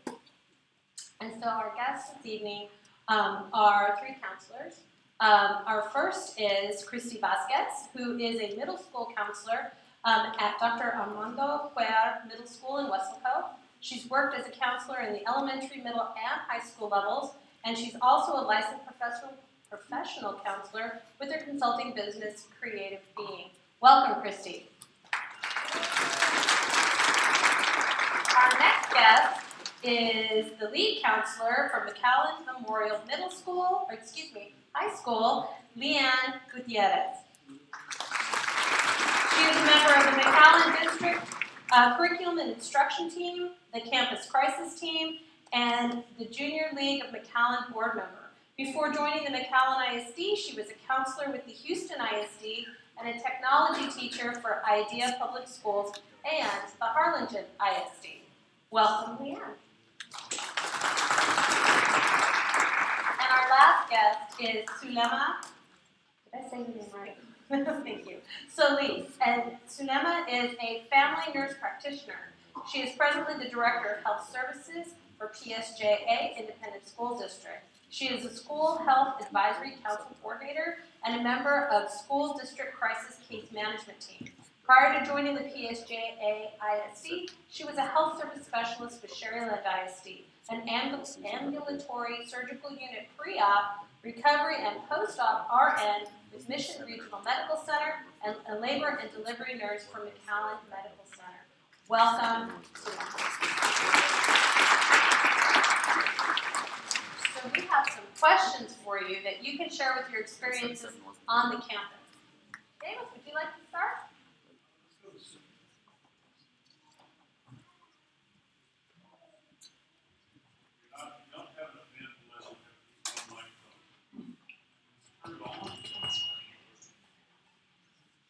They're all up. Yeah, try to put them on. Sulema, what is the PSA district doing now to monitor and act on social media? So if I may, I just like to comment on the video. As you all can see, there's no discrimination, right, as far as where these predators attack. It's from any age range, male, female, and in this case it's a male. It's most commonly seen in females, but in this case it was a young man in here from the Rio Grande Valley. So I just wanted to share that with you all. And also the reason that we started to oversee our social media in our school district was because of the issues that we've been having with the internet challenges. Like you all heard of the Momo, right? That all these different challenges of hurting themselves or encouraging others to do, even acts of violence, right? So we felt it was really important for us to get a team at our district and to start monitoring the social media of our students as much as we could. We have 33,000 students, so it's quite a challenge. But, as you can see, any media that's out there, as Lieutenant Melissa shared with us, it's available for us to see, so we're able to monitor the social media as much as we can. And we do have two security officers that do that throughout the day. And they even do it in the evening hours as well. And so we do have a crisis team in place, and so we get alerted when a child has posted something that, it's either some kind of threat, they're injuring themselves, they're, soliciting some type of challenge, or, an act of violence as well. So any type of crisis, we have a list that we look for. And so the crisis team is alerted through an email, and they'll share those pictures with the crisis team, and then they'll send us a text as well. And so it can be in the evening, it can be any time during the day that our security officers capture this, they'll notify us. And so if it's during the school day, we have a procedure in place where we immediately remove the child from the classroom, especially when it's acts of self-harm. And so we repeatedly remove them. We take them to the nurse's office, the counselor and the other team meet there, and then we take action, right? So one of the most important things we do, even if the child says, it was a lyric, I'm not gonna hurt myself, the crisis team knows that we must inform parents. Even if the child says, I in no way intended to hurt anyone or hurt myself, but we alert parents all the time. This is what your child posted, and please keep an eye on what they're posting. And, if we have to in the evening, we'll alert the police department to follow up. And so one of the things that I did like that you mentioned that I think is really important and what we've seen in our district is that, the parent wants to take that authoritative approach right away and give me your phone and you're not doing that anymore. We have to be very careful with that. Like, like Dr. Delisa said, that she's seen a lot of cases, and other psychiatrists in the area have seen a lot of cases where the children will hurt themselves when you take that authoritative approach. And on a personal note, I did that with my oldest daughter, right? And I know now that that was not the best approach. With my younger kids, it's more collaborative. So we talk about, okay, this is safe, this is not safe, and that's my biggest recommendation to the parents today, is to take that collaborative approach, to talk it through, everything with them, talk it through, even the Momo and all, and there's good internet challenges too, right? Like for, who heard of the Ice Bucket Challenge, right? Those are good challenges. Who didn't do it? Did anybody not do it? But there's good challenges, and one of the other good challenges that I read about was like the environmental challenge, where you teach your kids, throw that out there in the internet. Teach them to clean a street, or something to that extent. And I can share a little bit more.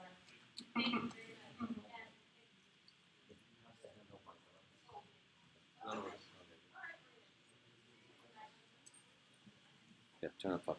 So what I hear you saying, and I heard Dr. Delisa say this, one of the most important things is to talk to your kids. In the parent handout that we gave you when you came in, there are apps that you can use to monitor your child's social media, and we also recommend that you talk to them about it, not cyber stalk them, so that they know that you are collaborating with them to keep them safe.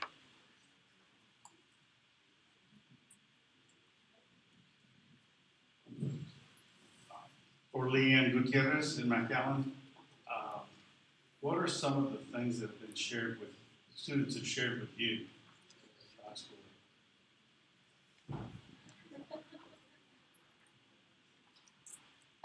There's just so many things in the time that, and not just in the time I've been in McAllen, but the other city in Houston as well. But students just have no idea how quickly something that they put out there and they think such a Snapchat is gone, but someone so quickly can take that, and to them it was just something innocent that maybe they were with friends or at a party, and then before they know it, they realize other people have that video, and just like we've seen in the videos, and before you know it, to them, their life is spiraling out of control because so many other people have their hands on that.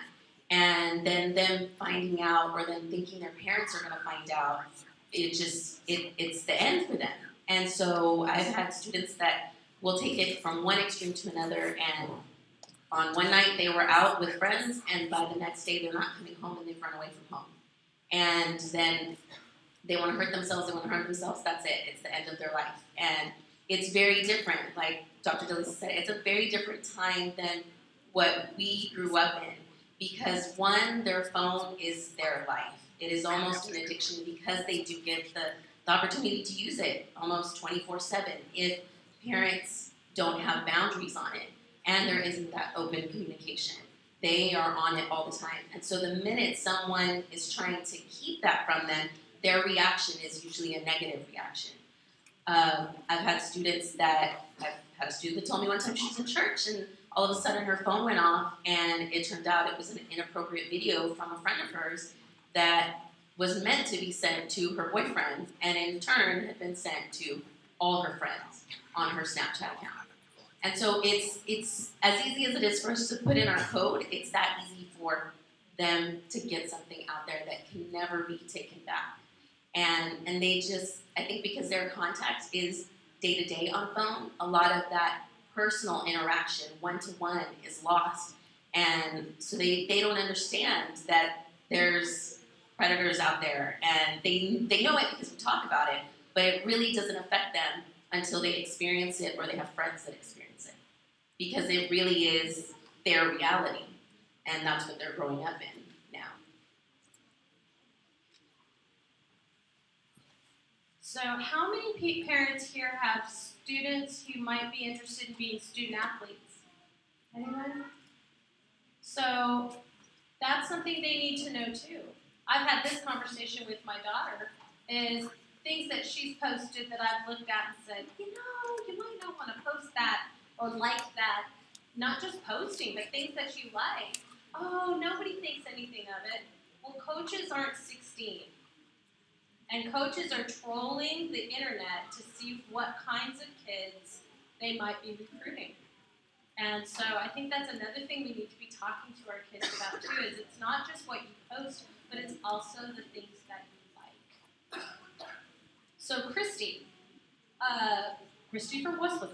Do you think social media is a concern for our middle school kids as much as it is for our high school, or maybe more?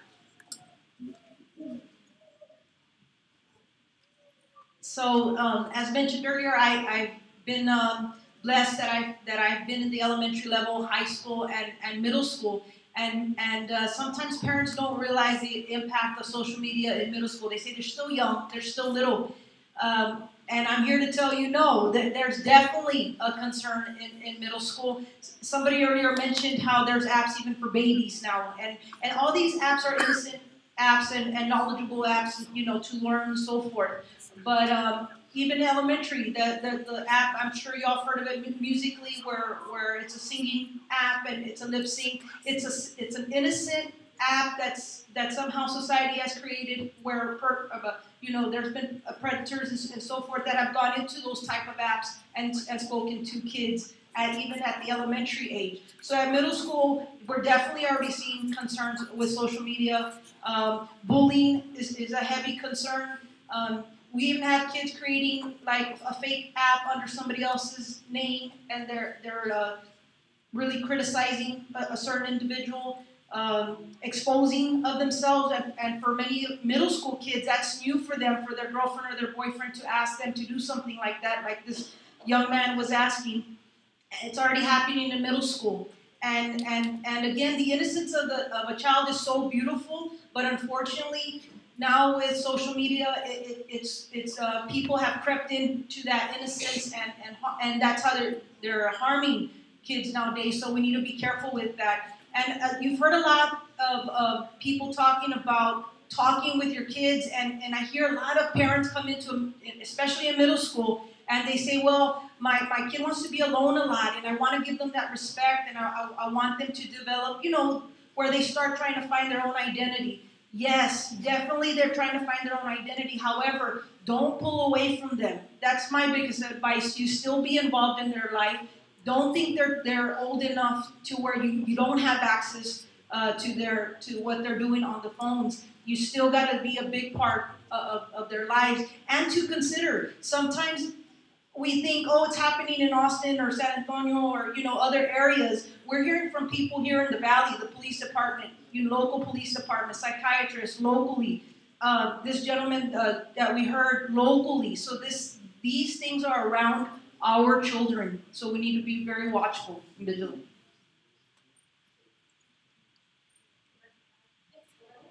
So if I may add, I'm not a counselor, right? But on the medical side, I want to add that our children's prefrontal lobe cortex is not fully developed. And what studies have shown is that that's the part of the brain that helps them make decisions. So this usually doesn't develop now until maybe about 24 years of age. It was at in previous years, in our time, it was at 20. Now it's extending further, and why? Because children are not making all the decisions on their own. The way the prefrontal cortex works is that you learn through experiences. So our kids are acting before they're thinking. So you may think, my child's not going to do any of that, but they don't have that part of their brain developed yet. So we can't always blame them, right, for doing these things because they don't have that capability of knowing what is right and what is wrong. Thank you. That's really important for us to know. And that's why they sleep a lot when they're teenagers too, right? That's when all that ganglia is attaching. At least that's what my daughter tells me. So, well, ladies, thank you so much for being with us this evening and shedding some light on what's happening in the school districts. So we're getting close to the end of our program, and I'd like to bring Dr. DeLisa back up and Mr. Drew after Dr. DeLisa. Again, thank you, ladies.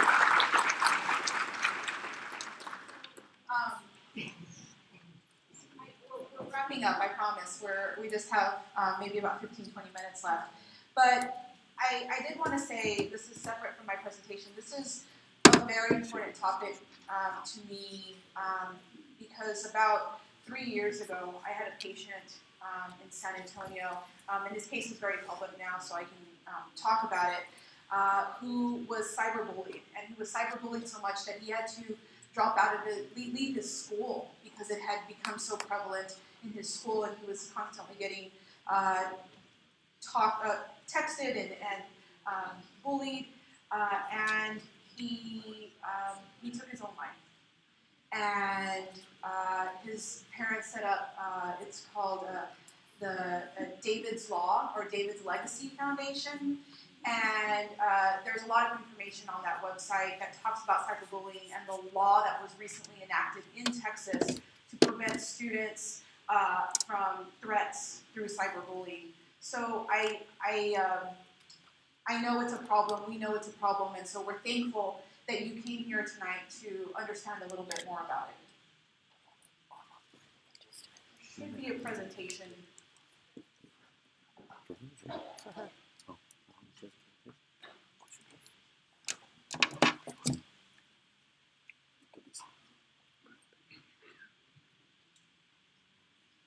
So just a couple of tips and some ideas on what to do with your teenagers. Like a lot of us have said tonight, teenagers are developing, right? And this stage of development for teenagers, they're incredibly selfish. There's no other way to put it, right? They think of how the world is going to affect them, not how their actions are going to affect the world, right? And so if something happens on their phone, they're trying to imagine how that's all going to affect them in their daily life. And so how do we go forward with that? How do we communicate with our kids? So we don't know all the answers, right? But we have to adapt to that. Parent screen time directly affects your child's screen time. So if your kids are constantly seeing that you're on their phone, they're going to be on their phone, right, during that time. Parents who engage with their kids are going to have a more effective relationship with them than the restrictors and the parents that are saying, give me your phone, don't do that, because they're going to sneak around and they're going to find a way to be on that social media. Increase communication. Talk with your kids. So the goal is for your kid to build an online resilience to understand and to identify when there is a threat, to know that something is right or wrong, right? And to encourage that strong identity development. They're trying to figure out themselves, and a lot of that is through their relationships on social media. So co-engage with your teens and have conversations with them about privacy, about friendship, about making good decisions, about body image, about addiction, about healthy sexuality, online and offline. These are all things that we should be talking with our teenagers about. So consider talking with them, friending them, or following your child's social media. But they should know about it, right? And make an agreement. Can you like something? Can you like a picture? Or do they not want you to do that at all? These are things that you should talk with your kid about. But also establish no screen times, right? Just so that they have an opportunity to talk with you and you want to talk with them, right? So if that's dinner, if that's on the way to school in the morning, right? If you drive them to school, say, hey, we're going to put down our phones, we're going to put on some music, and we're going to have a time for either of us to be on our phone. If that's before bed or whatever time, I really encourage y'all to set up these no screen times. Next step, so encourage privacy settings that are turned on to limit access to their personal information. Instruct them what not to share, right? Don't put your full name, don't be giving out personal information that you would not want exposed to everybody. Having things about location services, right? Do you want someone to be able to track you that you don't know who that person might be? And exploring apps. There are a lot of good apps. Almost every day, I recommend an app to learn meditation, right? That's a free app, an app to learn about muscle relaxation techniques and to help with kids' anxiety, to listen to music. There are also apps that are coming and going every day, and we have to be aware of those. So talk to your teens. That's probably the biggest tip we could give you tonight. There's a lot of tips in that handout on ways to start conversations. One of them that's not in there in this exact way, I like to ask teens, I like to ask my nieces and nephews and people in my family, what's the peak and the pit of your day, right? And those can mean things as insignificant as, what did you eat for lunch today? Was that good or bad, right? Was that, oh man, I hated the whatever nachos that they served at school today. That was the pit. But almost always, the peak is something that you might not have known that was really interesting to know about your kid just that day. And that conversation takes less than a minute. And so Drew's now going to talk about some other tips and helpful advice. Thank you for staying this evening. I know we went a little long, and I'll be around a little bit afterwards if anyone has any questions.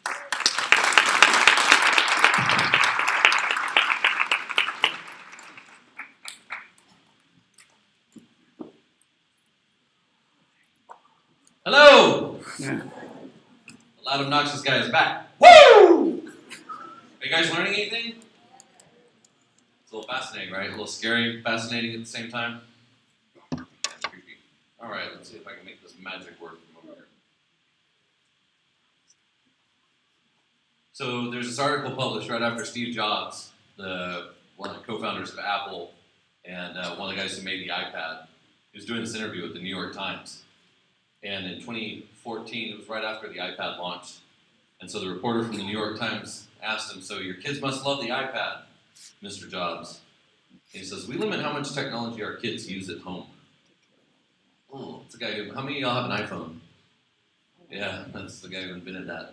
And interesting to think about. This is 2014, imagine what he'd be saying today. So it's kind of interesting. I thought I'd start off with that. This is something that I wanted to talk about from a security perspective, just to give you all some context on some of the other things that we can talk about, because there's obviously going to be a lot of follow-up to this. Not only are we going to put a workshop together to show you all some apps and how to use them, but I'm also going to scare you a little bit. We're going to put together a session where I can show you, kind of take you into the mind behind the scenes of someone who is trying to exploit technology for personal gain. And I do that a lot. I do workshops all across the United States doing that. There's a big security conference coming up down here called B-Sides. And all B-Sides is, it's all top hackers in the Rio Grande Valley get together in one room. It's sponsored by STC, and we try and solve problems creatively. There's like a lock-picking deal where we teach each other how to pick locks.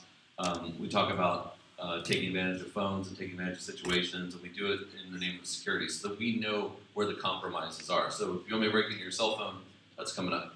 But it's interesting because a lot of people think about security and they don't think about what they're doing or what they're not doing in this case. So more than 1 in 4 use the same password for most accounts.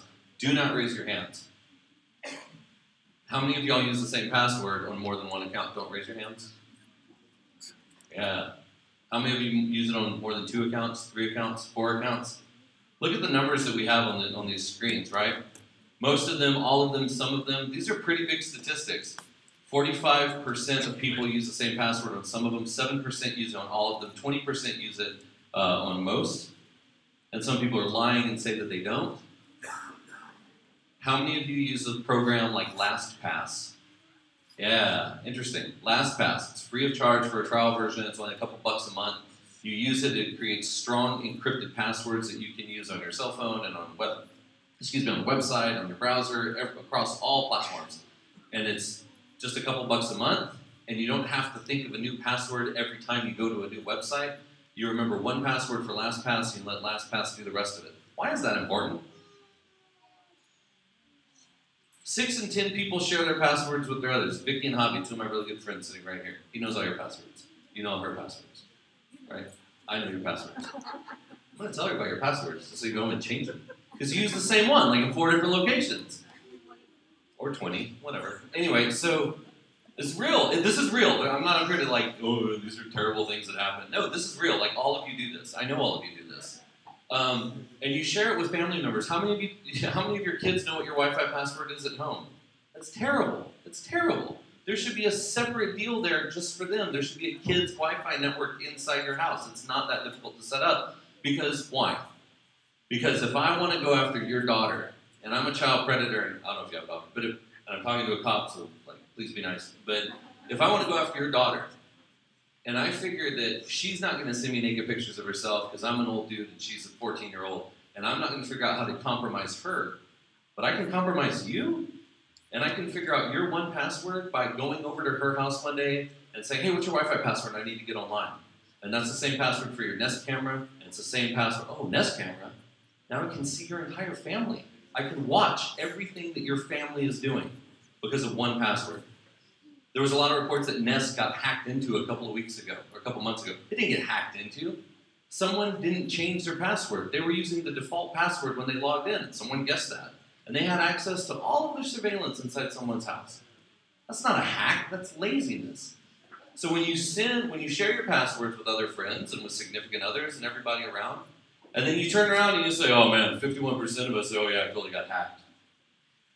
Have you ever had a home account? Well, that one says no, not hacked. But when people say, yeah, I've had this, I've been a victim of identity theft, or I've been hacked, that's not hacking.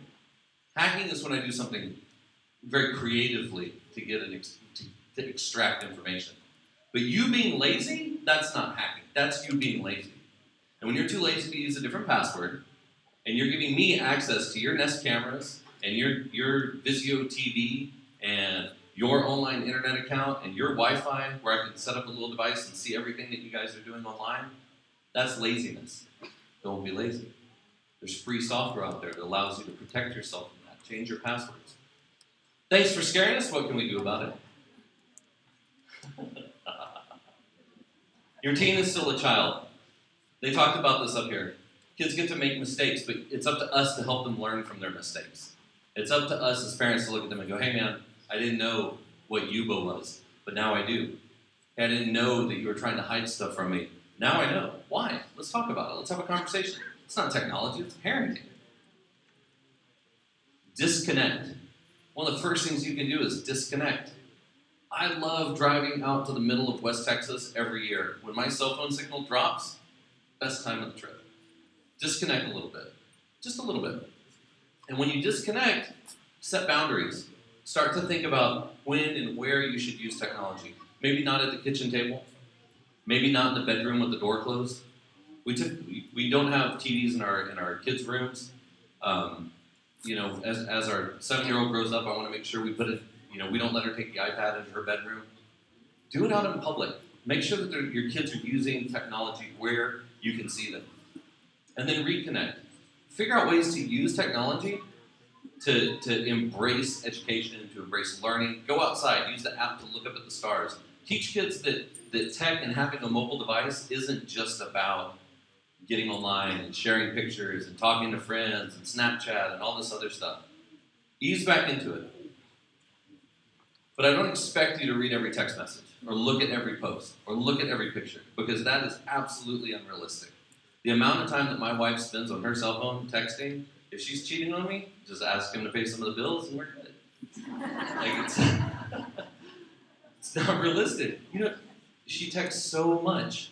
There's no way that I can keep up with the comadre chat and this chat and the camping chat. There's no way I can keep up with it. And my kids, nope, can't do it. There's no way I'm going to keep up with it. But you can protect your Wi-Fi. And if you protect your Wi-Fi, you can protect your family. You can use Circle from Disney. It's $54. You can go to Best Buy and buy it right now. I'll sell it to you for $58. Glad you thought that. $57, show special. Circle, you put it in, you install it, it's partnered with Disney, you put it in between your router, it creates a Wi-Fi just for your kids. Your kids can use it. It has all these really cool settings where you can say, you know what, I only want my kids to do an hour of Fortnite. I only want them to do an hour. She's like, no! Anyway, I only want an hour of YouTube. No! You can set limits like that, right? Cujo, also the name of a popular Stephen King film, but don't let that scare you away from it. It is a fantastic family device. One person laughed, that's all I needed. It's a fantastic device that does the same thing. Not part of Disney, but it has some really cool features built into it. What makes Cujo different?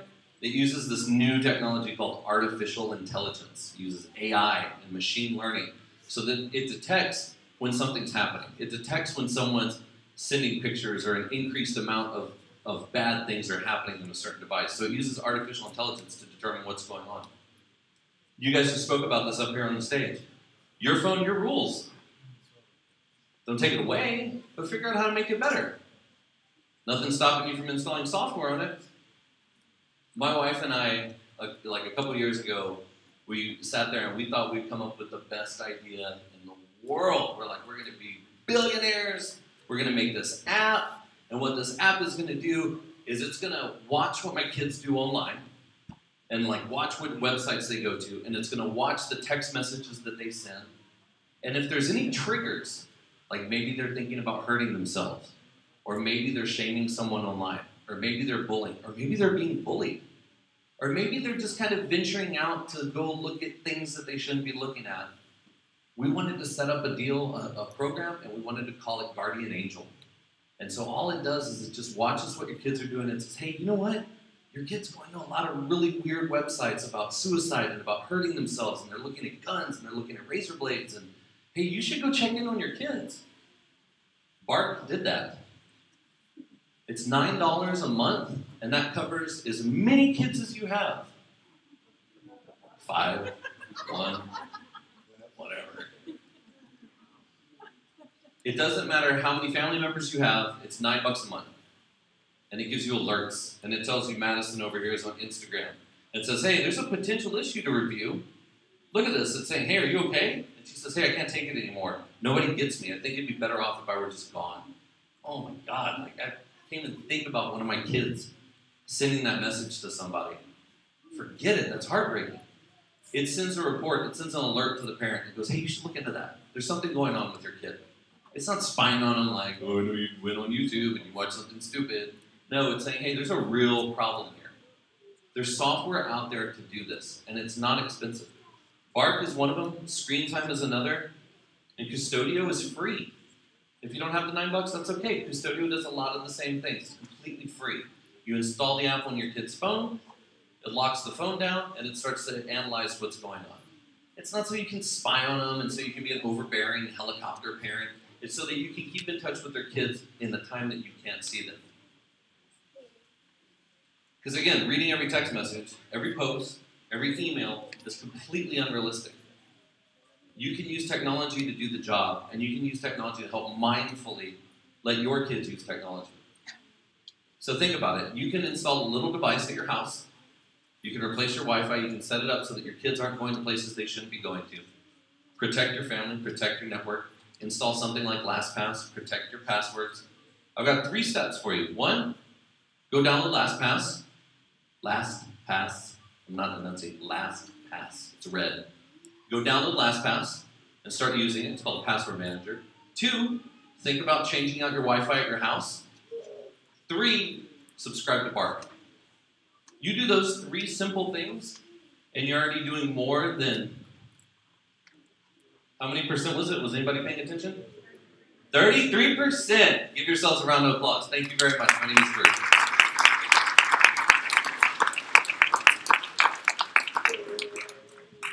What's the best word in the English language? Finally. The next 2 words are "and in conclusion." Thank you very much for being with us.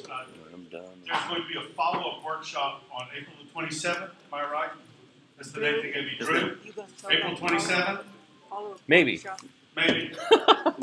You want to leave your email with us at the back. There won't be any online solicitations. That way you'll know when and what Drew is going to be doing. Two things. There's so the volunteers from CodeRGV are right over there. Hey, it's part of our girls coding team who went to Houston to represent the Rio Grande Valley for coding. Awesome. Good job, girls. The first all-female coding team from the Rio Grande Valley. Right back there. Anyway, so you can leave your information with us there and also at the FuturoRGV desk up front. And that way, whenever we have a follow-up event, we'll notify you of it. Mr. Davis? Please join Futuro. It's only $20.